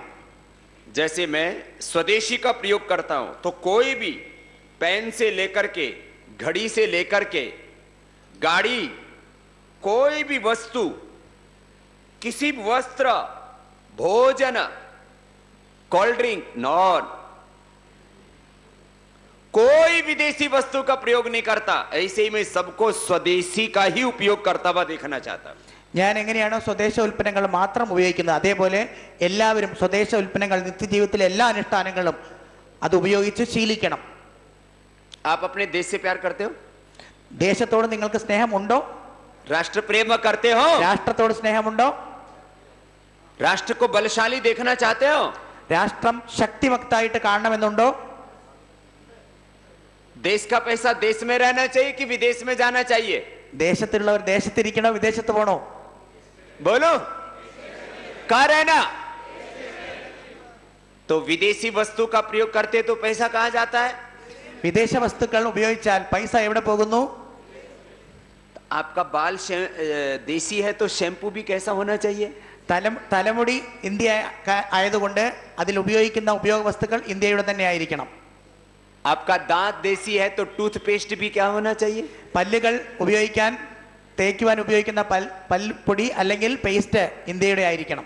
क्लोजअप, पेप्सोडेंट, कोलगेट नहीं, दंतकांति. दंतकांति सुना है ना? ഉൽപ്പന്നങ്ങളുടെ പേരുകൾ. पतंजलि का दंतकांति और कोलगेट, पेप्सोडेंट, क्लोजअप से 1000 गुना अच्छा है और सस्ता है. ടൂത്ത് പേസ്റ്റ് അവയുടെ ഉൽപ്പന്നങ്ങൾ പതഞ്ജലി യോഗ വിദ്യാപീഠത്തിനുണ്ടാക്കുന്നവ 100% 1000 ഗുണങ്ങൾ ഏറെയാകുന്നു. शैम्पू, साबुन, टूथपेस्ट, कोई भी विदेशी प्रयोग नहीं करना. ആരും വിദേശ വസ്തുക്കൾ ഉപയോഗിക്കരുത്. अभी कुछ कुछ जगह इधर सेंटर बन गया है, കുറച്ച് സ്ഥലങ്ങളിൽ സെന്ററുകളായി കഴിഞ്ഞു. बाकी इधर लोकल भी जो इंडियन कंपनी बनाती है उसी का इस्तेमाल करना. ബാക്കിയുള്ള ലോക്കൽസ് എല്ലാം ഇന്ത്യൻ ഉൽപ്പന്നങ്ങൾ മാത്രമേ ഉപയോഗിക്കാവൂ. विदेशी वस्तु का प्रयोग नहीं. വിദേശി വസ്തുക്കൾ ഉപയോഗിക്കരുത്. और ये आयुर्वेद का वस्तु वो विदेशी कंपनी से ज्यादा अच्छा है।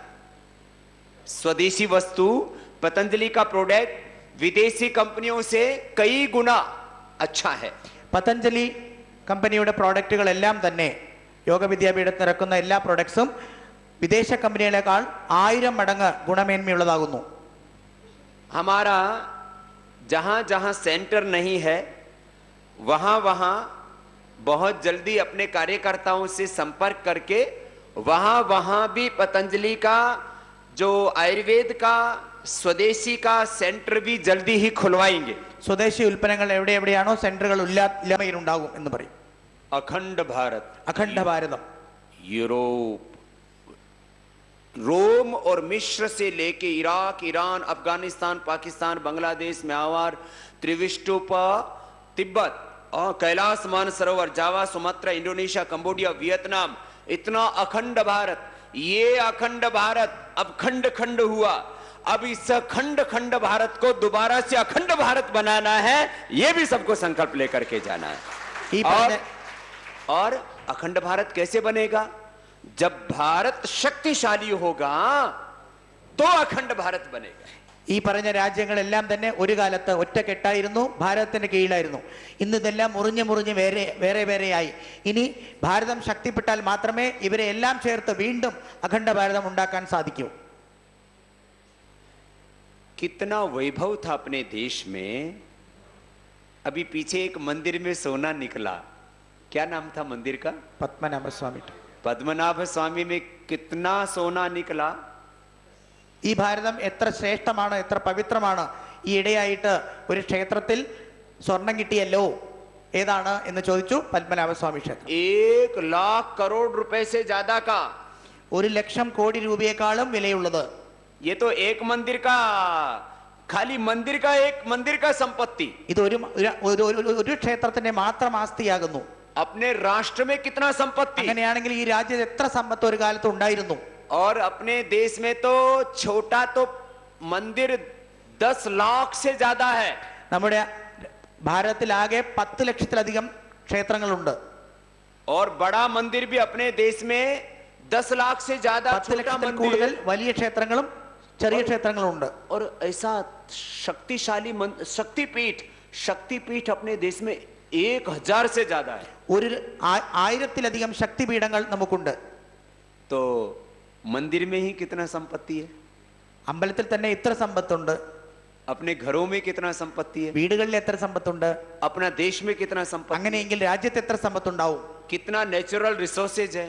എത്രയെത്ര പ്രകൃതി പവർഫുൾ കേന്ദ്രങ്ങളുണ്ട്. 20,000 प्रकार का मिनरल्स है अपना। 20,000-ത്തിലധികം പ്രകൃതി കേന്ദ്രങ്ങളുണ്ട്. नेचुरल रिसोर्सेज 20,000 प्रकार का नेचुरल रिसोर्सेज। 20,000-ത്തിലധികം നേച്ചുറൽ റിസോഴ്സസുകൾ ഉണ്ട്. अब बताओ कौन कहता है भारत गरीब है। ഇനി പറയൂ, നമ്മുടെ രാജ്യം ദരിദ്രരാണോ? लेकिन इसको गरीब बना दिया। പക്ഷേ നമ്മൾ ദരിദ്രരാക്കി തീർത്തു. हम अमीर देश के गरीब लोग बन के रह गए। നമ്മൾ വളരെ പണക്കാര രാജ്യത്തിൽ നിന്ന് പാവപ്പെട്ട രാജ്യമായി തീർന്നു. महान देश के दीन लोग बन करके रह गए। വലിയ ദേശത്തിൽ നിന്ന് അല്ലെങ്കിൽ മഹത്തായ ദേശത്തിൽ നിന്ന് ഒന്നുമില്ലാത്തവരായി തീർന്നു. ऋषियों की संतान राक्षसों जैसा आचरण करने लग गए। ഋഷിമാരുടെ മക്കളായിട്ട്, ആ വാക്ക് ഇനിയിപ്പോ ഞാൻ പറയണോ? ഒറിജിനലായിട്ട് ഇപ്പൊ എങ്ങനെയാ ജീവിക്കണത് കേട്ടോ, ഞാൻ വാക്ക് പറയില്ല. अपने को अपना देश का गौरव बहुत बढ़ाना है, बहुत आगे लेकर के जाना। നമ്മുടെ രാജ്യത്തിന്റെ യഥാർത്ഥ അഭിമാനത്തെ വീണ്ടെടുക്കേണ്ടിയിരിക്കുന്നു, ഉയർത്തേണ്ടിയിരിക്കുന്നു. भारत को परम वैभवशाली बनाना। ഭാരതത്തെ പരമ വൈഭവശാലിയായ രാഷ്ട്രമാക്കി തീർക്കേണ്ടതാകുന്നു. भारत को दोबारा से अखंड भारत बनाना। ഭാരതത്തെ വീണ്ടും അഖണ്ഡ ഭാരതമാക്കി തീർക്കേണ്ടതാകുന്നു. भारत में अपना मूल संस्कृति का प्रतिष्ठा करना। ഭാരതത്തിൽ അതിന്റെ അടിസ്ഥാനമായ മൂല്യത്തിന് അടിസ്ഥാനമായിട്ടുള്ളതായ സംസ്കൃതിയെ കൊണ്ടുവരേണ്ടതാകുന്നു. देव संस्कृति, ऋषि संस्कृति, वैदिक संस्कृति अपनी मूल संस्कृति है। ദേവ സംസ്കൃതി, ഋഷി സംസ്കൃതി, വൈദിക സംസ്കൃതി, മൂല സംസ്കൃതി. और इसी संस्कृति को अपने जीवन में और राष्ट्र में प्रतिष्ठा देनी है। ഈ സംസ്കാരത്തെ നമ്മുടെ ജീവിതത്തിലും രാഷ്ട്രത്തിലും പ്രതിഷ്ഠിക്കേണ്ടതാകുന്നു. तो 3 निष्ठाओं को अपने जीवन में अपनाना है. അതുകൊണ്ട് 3 നിഷ്ഠകൾ ജീവിതത്തിൽ പരിപാലിക്കുക. योग निष्ठा, യോഗനിഷ്ഠ, स्वदेशी निष्ठा, സ്വദേശനിഷ്ഠ, राष्ट्र निष्ठा. രാഷ്ട്രനിഷ്ഠ.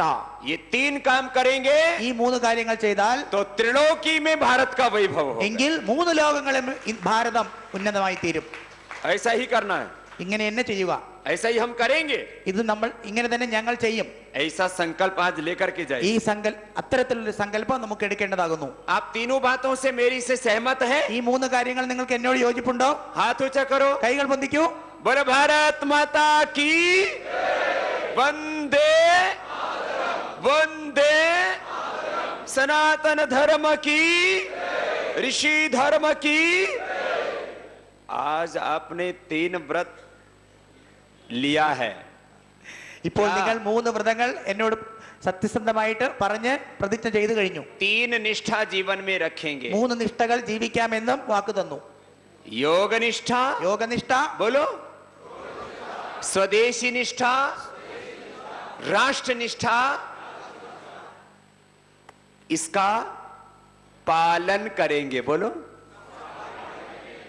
യോഗനിഷ്ഠയും സ്വദേശനിഷ്ഠയും രാഷ്ട്രനിഷ്ഠയും എന്ന 3 പ്രതിജ്ഞകളുടെ പരിപാലനം നടത്തും.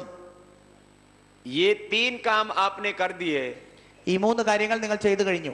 तो फिर तो देश अखंड भारत बन जाए. പിന്നെ രാജ്യം അഖണ്ഡ ഭാരതമായി തീരും. छोटी छोटी देश बातों से ही देश बड़ा बनता है, ചെറിയ ചെറിയ കാര്യങ്ങളിലൂടെയാണ് രാജ്യം ഉയരുക. और छोटी छोटी बातों से ही देश टूट जाता है. ചെറിയ ചെറിയ കാര്യങ്ങൾ കൊണ്ട് രാജ്യം തകരുകയും ചെയ്യാം. पहले हम सोचते थे हमारा देश तो बहुत महान है, इसका कोई नहीं बिगाड़ सकता, और पूरा देश गुलाम हो നേരത്തെ गया. നാം എല്ലാവരും വിചാരിച്ചു സനാതനം തകർക്കാൻ പറ്റില്ല, ഈ രാജ്യത്തെ ആർക്കും ഒന്നും ചെയ്യാൻ പറ്റില്ല എന്ന്. पूरे देश में अपना वैभव अपनी आंखों के सामने हमने लुटाया है, अब दोबारा से लुटने नहीं देना. ഈ രാജ്യത്തിന്റെ മഹത്വം എന്താണെന്ന് ഞാൻ ഓൾറെഡി പറഞ്ഞു കഴിഞ്ഞു. ഇനി ഒരിക്കലും ഇത് കഷ്ടപ്പെടുവാനോ അല്ലെങ്കിൽ മറ്റുള്ളവർ ലൂട്ട് ചെയ്യാനോ അനുവദിക്കുകയില്ല. दोबारा जब केरल आऊंगा तो योग निष्ठा, स्वदेशी निष्ठा, राष्ट्र निष्ठा के साथ काम करने वाले भाइयों को रजत पत्र देके हम सम्मानित അടുത്ത പ്രാവശ്യം വരുമ്പോൾ ഈ 3 നിഷ്ഠകളും പരിപാലിക്കുന്നവർക്ക് രജതപത്രം നൽകുന്നതായിരിക്കും. क्या पत्र देना है? എന്ത് പത്രമാണ് തരേണ്ടത്? रजत पत्र. രജതപത്രം. सम्मान में क्या देना? സമ്മാനമായിട്ട് എന്താ കിട്ടേണ്ടത്? ഏറ്റു പറയൂ. पहले कोई सम्मान देता था तो बोलता था ताम्र पत्र देता था. क्या देता था? हम क्या देंगे? ये रजत पत्र ओरिजिनल है एकदम 100%. ये आपको मिलने पर आपको गौरव होगा और मैं आकर के आपको दूंगा.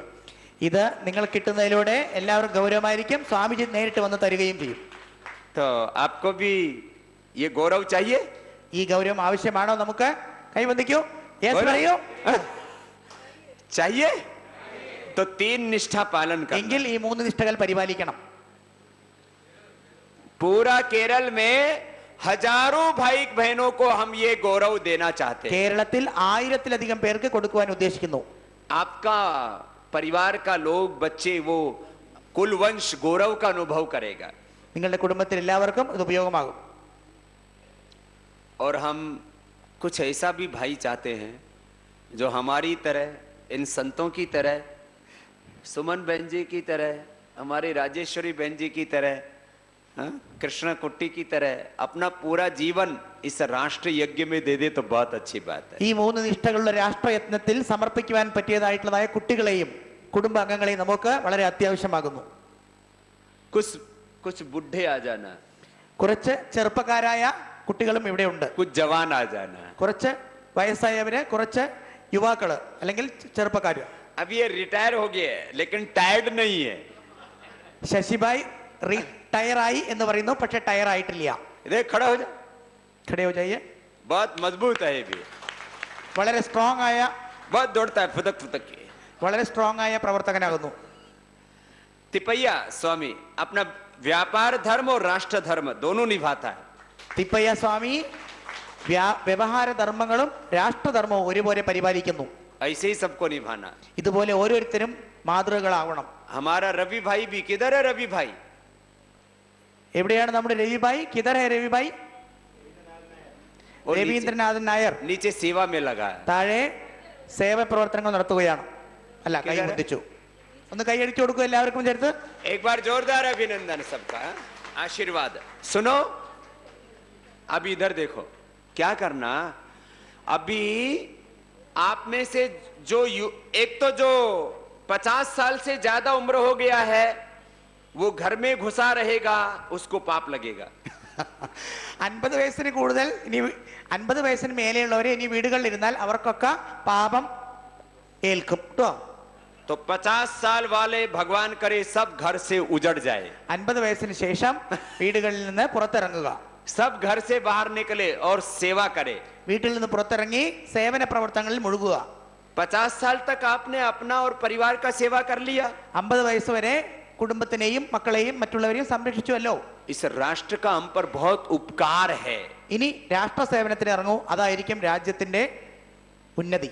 इस सृष्टि का, समष्टि का, संपूर्ण ब्रह्मांड का अपने ऊपर बहुत उपकार है. സൃഷ്ടിയുടെയും ബ്രഹ്മാണ്ടത്തിന്റെയും ഈശ്വരന്മാരുടെയും കൃപ നമുക്കുണ്ടാവും. उसका कृतज्ञता के साथ उसका सेवा करना. അതുകൊണ്ട് ആ ലഭിച്ച സൗഭാഗ്യം ഉപയോഗിച്ചുകൊണ്ട് രാഷ്ട്രധർമ്മം അനുഷ്ഠിക്കുക. और जो जवान हैं उनको मेरी तरह से साधु बनना. ചെറുപ്പക്കാരായ എല്ലാവരും പെട്ടെന്ന് തന്നെ ബാബാജിയെ പോലെ പെട്ടെന്ന് സ്വാമിജിമാരായി തീരുക. ഇപ്പൊ ഇവിടെ കാലിയാവും. साधु किसको बनना है बोलो? ആർക്കാണ് സ്വാമി ആവേണ്ടത്? साधु वही बनना जिसका शादी नहीं हुआ है. കല്യാണം കഴിയാത്തവർക്ക് മാത്രമേ സ്വാമി ആവാൻ പറ്റൂ. दो शर्त है, एक जवान होना और दूसरा शादी नहीं करना. ഒന്ന് ചെറുപ്പമായിരിക്കണം, മറ്റൊന്ന് കണ്ടീഷൻ ഒന്ന് ചെറുപ്പമായിരിക്കണം, രണ്ട് കല്യാണം കഴിഞ്ഞിരിക്കാൻ പാടില്ല. तो कितना भाई बहन है जो मेरी तरह से? എത്ര പേര് സ്വാമിയെ പോലെ സ്വാമിയാകാൻ തയ്യാറാണ്? കൈബന്ധിക്കൂ. കേവലേഖ് ഒരേ ഒരാളേ ഉള്ളൂ. ए तूने भी हाथ खड़ा किया था. ആ രണ്ടുപേര്. शादी नहीं हुआ ना. और दूसरा जो मेरा जैसा साधु बनना चाहता है, और कौन है? ഇനി खड़ा हो. ആർക്കാ സ്വാമി ആവേണ്ടത്? കൈബന്ധിക്കൂ. खड़ा हो जाओ. इधर आओ, ഇങ്ങോട്ട് വരൂ. इधर आओ, इधर आओ, इधर आओ. बैठ. ये तो क्या नाम? मैं नाम लिख ले रहा हूं. और पत्नी का क्या नाम? रेवती. एक गिरीश और रेवती दोनों को ले लेंगे. जोरदार तालियां हो जाए. तुम्हारा? श्रीनिवास. शादी नहीं രേവതി कर- श्रीनिवास. गिरीश. शादी नहीं कर? ശ്രീനിവാസൻ. पक्का? कहाँ रहता है? पहले से सेवा कर रहा है तो तेरे को फिर पूरा और ट्रेनिंग देंगे. अभी तो सेवा करना, फिर अपने जैसा, मुझे अपने जैसा साधु भी तो भेजना है इधर. एक जिला में एक योगी, आचार्य, विद्वान, तपस्वी, एक जिला में एक होना चाहिए. इधर कितना? ഒരു ജില്ലയ്ക്ക് ഒന്ന് എന്ന കണക്കിൽ പ്രചാരകന്മാരെ അല്ലെങ്കിൽ പ്രവർത്തിക്കാനുള്ള സ്വാമിമാരെ അയക്കേണ്ടതാകുന്നു. 14 साधु चाहिए मुझे. 14 സ്വാമിമാരെ ആവശ്യമാണ് കേരളത്തിലേക്ക്. इसके लिए जोरदार ताली हो जाए. श्रीनिवास का वर्ण कर लिया है, पहले से सेवा कर रहा है. और तुम्हारा क्या नाम है? संतोष. संतोष कुमार को संतोष है ना? रहेगा. शादी का तो इच्छा नहीं होगा, मन तो नहीं बहकेगा ना? മനസ്സ് ചാടി പോവോ എന്നാണ് ചോദിക്കുന്നത്. नहीं आएगा. इधर आ जाए. इसका संतोष के लिए भी जोरदार तालियां हो जाए. तुम्हारा क्या नाम? राजीव. क्या पढ़ाई, क्या स्टडी? फिर और सेवा करेगा ना, पीछे तो नहीं हटेगा. कहाँ रहता है? यही का है. ठीक है. कितना भाई है? एक सिस्टर. और माँ बाप अनुमति दे देगा? माता पिता? അമ്മയും അച്ഛനും സമ്മതിക്കുമോ എന്നാണ് ചോദ്യം.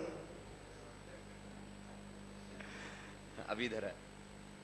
सुनो, आपको जिसको पूरा जीवन भगवान को अर्पित करना, राष्ट्र को अर्पित करना, सत्य धर्म के लिए, न्याय के लिए अर्पित करना, गुरु के लिए अर्पित करना, जीवन तो किसी को समर्पित करना है, ये गुरु तत्व के लिए, सेवा के लिए अर्पित हो जाए तो उससे बड़ा जीवन का कोई सौभाग्य नहीं हो सकता। രാഷ്ട്രത്തിന് വേണ്ടിയും ധർമ്മത്തിന് വേണ്ടിയും സ്വയം അർപ്പിക്കാൻ തയ്യാറായിട്ടുള്ളവർക്ക് അതിനേക്കാൾ വലിയ ഒരു പുണ്യം വേറെ കിട്ടാനില്ല. तो आप अपने बच्चों को भी ऐसा संस्कार देना, और उसमें से कोई तेजस्वी बच्चा हो तो मुझे अर्पित कर देना। നിങ്ങളുടെ കുടുംബങ്ങളിലുള്ള മക്കൾക്കും ഇതേപോലെ സംസ്കാരം നൽകുക. അതിൽ ഏറ്റവും ബുദ്ധിശാലിയും തേജസ്വിയുള്ള കുട്ടികളെ എനിക്ക് തരൂ. कुछ बोलते हैं बाबा जी भूल हो गया, हम शादी हो गया, नहीं तो आपको अर्पित हो जाते। എല്ലാവരും വിചാരിക്കുന്നുണ്ടാവും ഞങ്ങൾ അറിയാതെ ഒന്ന് കല്യാണം കഴിച്ചു പോയി, അതുകൊണ്ട് ഒന്നും ചെയ്യാൻ പറ്റില്ല, അല്ലെങ്കിൽ ചേരാമായിരുന്നു എന്ന്. कोई नहीं, आपका शादी हो गया तो एक बच्चा अर्पित कर दो। കല്യാണം കഴിഞ്ഞു, പേടിക്കേണ്ട, കുട്ടികളെ തരൂ. अच्छा तेजस्वी बच्चा देना, നല്ല കുട്ടികളെ തരാവൂ, അല്ലാത്തവരെ നിങ്ങൾ എടുത്തോളൂ. खराब वाला संतान नहीं देना।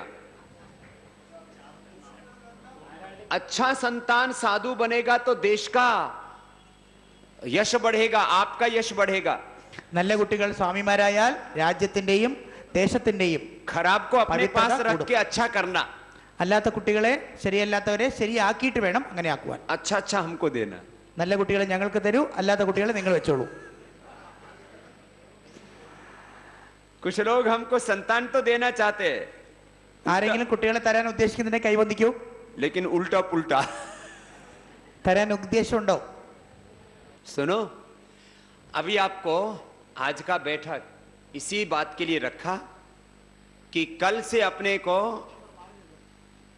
3 निष्ठाओं का 100% पालन करना है। ഇന്ന് എല്ലാവരെയും ഇത്തരത്തിലൊരു പ്രതിജ്ഞ എടുപ്പിച്ചു. നാളെ മുതൽ ഈ 3 നിഷ്ഠകളും 100% പരിപാലിക്കേണ്ടതാകുന്നു. तो अभी मेरे साथ एक संकल्प करेंगे। എല്ലാവരും ചേർന്ന് സ്വാമിജിയുടെ കൂടെ മഹാസങ്കല്പം ചെയ്യാം. अहम योग निष्ठाम स्वदेशी निष्ठाम राष्ट्र निष्ठाम निर्वहनम करिष्यामि। अहम स्वजीवने योग निष्ठाम राष्ट्र निष्ठाम स्वदेशी निष्ठाम निर्वहनम करिष्यामि। आप सबको ये संकल्प लेना। हाँ, कैसा संकल्प लिया? योग निष्ठा, स्वदेशी निष्ठा, राष्ट्र निष्ठा। कैसा? योग, स्वदेशी, राष्ट्र निष्ठा, इसका पालन करना 100%। कैसा? और व्रत अखंड होना। कैसा होना व्रत? अखंड। कैसा व्रत होना? तो योग व्रत, स्वदेशी व्रत, राष्ट्र व्रत, राष्ट्र सेवा का व्रत, ये अखंड होना है। और मुझे पूरा विश्वास है कि केरल के सभी भाई बहन इस संकल्प का पूरी निष्ठा से पालन करेंगे, और हम दोबारा बहुत जल्दी केरल आएंगे तो 3 निष्ठाओं का पूर्ण पालन करने वाले भाइयों को बहुत बड़ा गौरव देंगे, और वो गौरव आपको भी मिलेगा, ऐसी अपेक्षा करते हैं। ഈ 3 നിഷ്ഠകളും പൂർണ്ണമായി പരിപാലിക്കാം എന്ന് വാക്ക് തന്നിട്ടുള്ള നിലയിൽ നാളെ മുതൽ ഇതെല്ലാം പരിപാലിക്കുമെന്ന് എനിക്ക് ഉറപ്പുണ്ട്. അടുത്ത പ്രാവശ്യം ഞാൻ വരുമ്പോൾ 100% ഈ 3 നിഷ്ഠകളും പരിപാലിക്കുന്നതായ സഹോദരി സഹോദരന്മാരെ കാണാൻ സാധിക്കും. ഉടനെ തന്നെ ഞാൻ വരികയും ചെയ്യും. और इसकी शुरुआत योग कक्षा से करेंगे। कल सुबह आप शुरू कर देना जिनको योग आता है। 8 प्राणायाम कितनों को आता है? अष्ट प्राणायाम, 8 प्राणायाम, भस्त्रिका, कपालभाति, बाह्य, उज्जाई, अनुलोम विलोम, भ्रामरी, उद्गीत, कितनों को आता है? അറിയുന്നവരെല്ലാം കൈബന്ധിക്കുക. अष्ट प्राणायाम। അഷ്ടപ്രാണായാമം അറിയുന്നവരെല്ലാം കൈബന്ധിക്കുക. तो 8 प्राणायाम से शुरू करना, അഷ്ടപ്രാണായാമത്തിലൂടെ തുടങ്ങുക. बाकी फिर थोड़ा थोड़ा आसन। കുറച്ച് കുറച്ച് ആസനങ്ങളും. और जिनको नहीं आता है तो सुबह आस्था पर सीख लेना। ആർക്കാണോ ഇത് അറിയാത്തത് ആസ്ഥ ചാനലിലൂടെ പഠിക്കുക. और फिर स्वदेशी व्रत का खुद पालन करना और दूसरों को भी स्वदेशी के बारे में प्रेरणा देना. സ്വദേശി വ്രതം അത് പ്രത്യേകം പരിപാലിക്കുക, മറ്റുള്ളവരെയും പരിപാലിപ്പിക്കുക. और अखंड भारत का संकल्प अपने हृदय में रखना और दूसरों को भी अखंड भारत बनाने के लिए प्रेरणा देना. അഖണ്ഡ ഭാരത സങ്കല്പം ഓരോരുത്തരുടെയും ഹൃദയത്തിൽ വയ്ക്കുക. അതോടൊപ്പം നിത്യവൃത്തിയുള്ള പ്രവർത്തികളിൽ മറ്റുള്ളവരെ കൊണ്ടും അത് പരിപാലിപ്പിക്കുവാനായിട്ട് ശ്രമിക്കുക. अखंड भारत तभी बनेगा जब घोटाला करने वाले, भ्रष्टाचार करने वालों का राज हिंदुस्तान से खत्म होगा. അഖണ്ഡ ഭാരതം എപ്പോൾ ഉണ്ടാവും എന്നുള്ള ചോദ്യത്തിന് മറുപടി, എപ്പോഴാണോ ഈ രാജ്യത്ത് ഭ്രഷ്ടാചാർ അല്ലെങ്കിൽ രാജ്യത്തെ ലൂട്ട് ചെയ്യുന്നവരുടെ എല്ലാം അന്ത്യമുണ്ടാവുക, അപ്പോഴേ ഉണ്ടാവൂ. मैं आपसे पूछता हूं, भ्रष्ट बेईमान घोटाले करने वालों का हम पर राज्य शासन होना चाहिए? बोलो. तो हम पर भ्रष्ट लोगों का शासन नहीं होना चाहिए. भ्रष्ट लोगों का शासन बोलो. तो उनका शासन खत्म करने के लिए हम सबको संगठित होना. क्या होना सबको? तो ये काम भी अपने को अभी करना है. और इस काम के लिए योग शक्ति से राष्ट्रभक्ति बढ़ेगी. योग शक्ति से യോഗശക്തിയുടെ രാഷ്ട്രഭക്തി കൂടും. 23 मार्च को योग महोत्सव का आयोजन सभी जिलों में करना. 23 മാർച്ചിന് യോഗ മഹോത്സവത്തിന്റെ പ്രോഗ്രാം എല്ലായിടത്തും അറേഞ്ച് ചെയ്യേണ്ടതാകുന്നു. तो घर घर जाके इनवाइट करना है 23 मार्च को योग का अभ्यास करने के लिए. ठीक है. യോഗത്തിന്റെ പ്രചരണത്തായിട്ട് ഓരോ വീടുകളും പോവുക. 23 തീയതി മാർച്ചിന് വേണ്ടിയുള്ളതായ ഉത്സവത്തിനും पहले जिला और तहसील में, उसके बाद गांव गांव में योग को लेके जाना. ആദ്യം ജില്ലാ അടിസ്ഥാനത്തിൽ, പിന്നെ താലൂക്ക് അടിസ്ഥാനത്തിൽ, പിന്നെ ഗ്രാമങ്ങളുടെ അടിസ്ഥാനത്തിൽ. और ये काम निस्वार्थ भाव से करना. ഈ കർമ്മങ്ങളെല്ലാം, ഈ പ്രവർത്തികൾ, ഈ പ്രചരണം മുഴുവനും നിസ്വാർത്ഥമായിട്ട് ചെയ്യേണ്ടതാകുന്നു. इसमें किसी को पैसा नहीं कमाना. ഇതിൽ ആർക്കും ഒരു പേയ്മെന്റും ഇല്ല കേട്ടോ. പ്രത്യേകം पैसा कमाने के लिए दूसरा बहुत काम है. പണം സമ്പാദിക്കാൻ ഇതല്ല മാർഗം, വേറെ ഒരുപാട് മാർഗങ്ങളുണ്ട്. ये तो योग सेवा से मानव सेवा, राष्ट्र सेवा करना. യോഗ സേവയിലൂടെ മനുഷ്യ സേവയിലൂടെ രാഷ്ട്ര സേവ, ഇതാണ് നമ്മുടെ ലക്ഷ്യം. तो इतना ही बात आज मुझे आपसे कहना ഇത്രയും था. മാത്രമേ നിങ്ങളോട് എല്ലാവരോടും എനിക്ക് പറയാനുള്ളൂ. आज इतना सुंदर व्यवस्था भाई रवि जी ने हॉल का किया, उनको भी एक बार सबकी ओर से बहुत बहुत अभिनंदन. ഇത്രയും നല്ല അറേഞ്ച്മെന്റ് ചെയ്ത രവിജിക്ക് പ്രത്യേകം എല്ലാവരും കൈയടിച്ച്. हमारा प्रभाकर स्वामी जी इतना बढ़िया ट्रांसलेशन किया, उसके लिए भी बहुत बहुत धन्यवाद. हमारा साधु संत का जनरल सेक्रेटरी भी है. Actually, all these translations were clear because Pujya Swamiji was here. His lips started functioning with me. That is Ram Baba ji.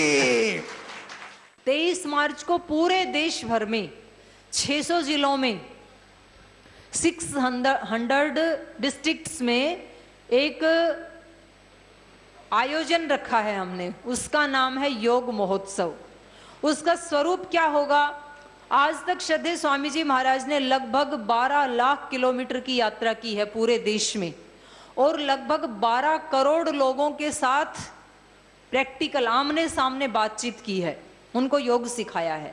उन सब लोगों को स्वामी जी महाराज ने आह्वान किया है कि वो एक दिन के लिए घर से बाहर निकलें 2 घंटे के लिए, और एक एक जिले में लगभग 15-15 हजार लोगों का एक आयोजन रखा गया है 2 घंटे के लिए, और वो 600 जिलों में मिला करके लगभग पूरे भारत में 15 करोड़ के लगभग लोग बाहर निकलेंगे. 15 करोड़ 23 मार्च को वो सब मिलकर के योग करेंगे. योग के क्या लाभ हैं, योग ना करने से क्या हानि है, अभी तक योग से क्या अचीवमेंट हुआ, तो सब योग के समर्थकों को बाहर निकालेंगे. तो अपने आप में ये एक भारत की पहचान बनेगी, इसका एक वर्ल्ड रिकॉर्ड बनेगा, इसका एक गिनीज रिकॉर्ड हमें बनाना है. और उस रिकॉर्ड के माध्यम से हम मैसेज क्या देना चाहते हैं? उस रिकॉर्ड के माध्यम से हम ये मैसेज देना चाहते हैं कि भारत आज भी योग का देश है, ओम का देश है, रोम का देश नहीं है. हमारी पहचान, भारत की पहचान आज भी योग से होती है। भारत के लगभग 15 करोड़ लोग ऐसे हैं जो योग से प्रेम करते हैं। तो उन सब लोगों का मैसेज हम पूरे भारत को नहीं बल्कि पूरे वर्ल्ड को देना चाहते हैं। तो इसके लिए योग महोत्सव एक आयोजन रखा है और उसी के लिए आज आपको बुलाया है। आप सब भाई बहनों को अपने अपने जिले में जाकर के योग की कक्षाएं ज़्यादा से ज़्यादा बढ़ानी है। जो योग करते हैं, और योग की आवश्यकता, योग कोई विकल्प नहीं है। योग ऐसा नहीं है कि जिसके पास टाइम है तो योग कर लें, टाइम नहीं है तो ना करें। इसमें कोई विकल्प नहीं है, ऑप्शन नहीं है। योग तो सबके लिए कंपल्सरी है। तो हमें हर व्यक्ति को काउंसलिंग करनी है। हमारा लाखों करोड़ रुपए प्रति वर्ष दवाओं के नाम पर विदेश में चला जाता है, और पैसा ही नहीं जाता है केवल, बल्कि उन दवाओं के साइड इफेक्ट्स भी हमारे शरीर के ऊपर आ जाते हैं। हम एक रोग के लिए दवा लेते हैं, 4 रोग और आ जाते हैं, फ्री आ जाते हैं। तो हमें एक एक व्यक्ति को काउंसलिंग करके ये बताना है कि हमारी जो भारत की चिकित्सा पद्धति है वो योग और आयुर्वेद है। पहली बात तो हम योग का अनुष्ठान करें, हम रोगी ना हो। फिर भी बाई चांस प्रारब्धवश कोई रोग आ जाता है तो हम उसको आयुर्वेदिक मेडिसिन लेकर के, आयुर्वेदिक दवा लेकर के उस रोग को दूर भगाएं। ये मैसेज हमें घर घर जाके बताना है। और उन लोगों को 23 मार्च को अपने डिस्ट्रिक्ट में बुलाना है। उसका प्रोग्राम हमारे जिला प्रभारी को दे दिया जाएगा।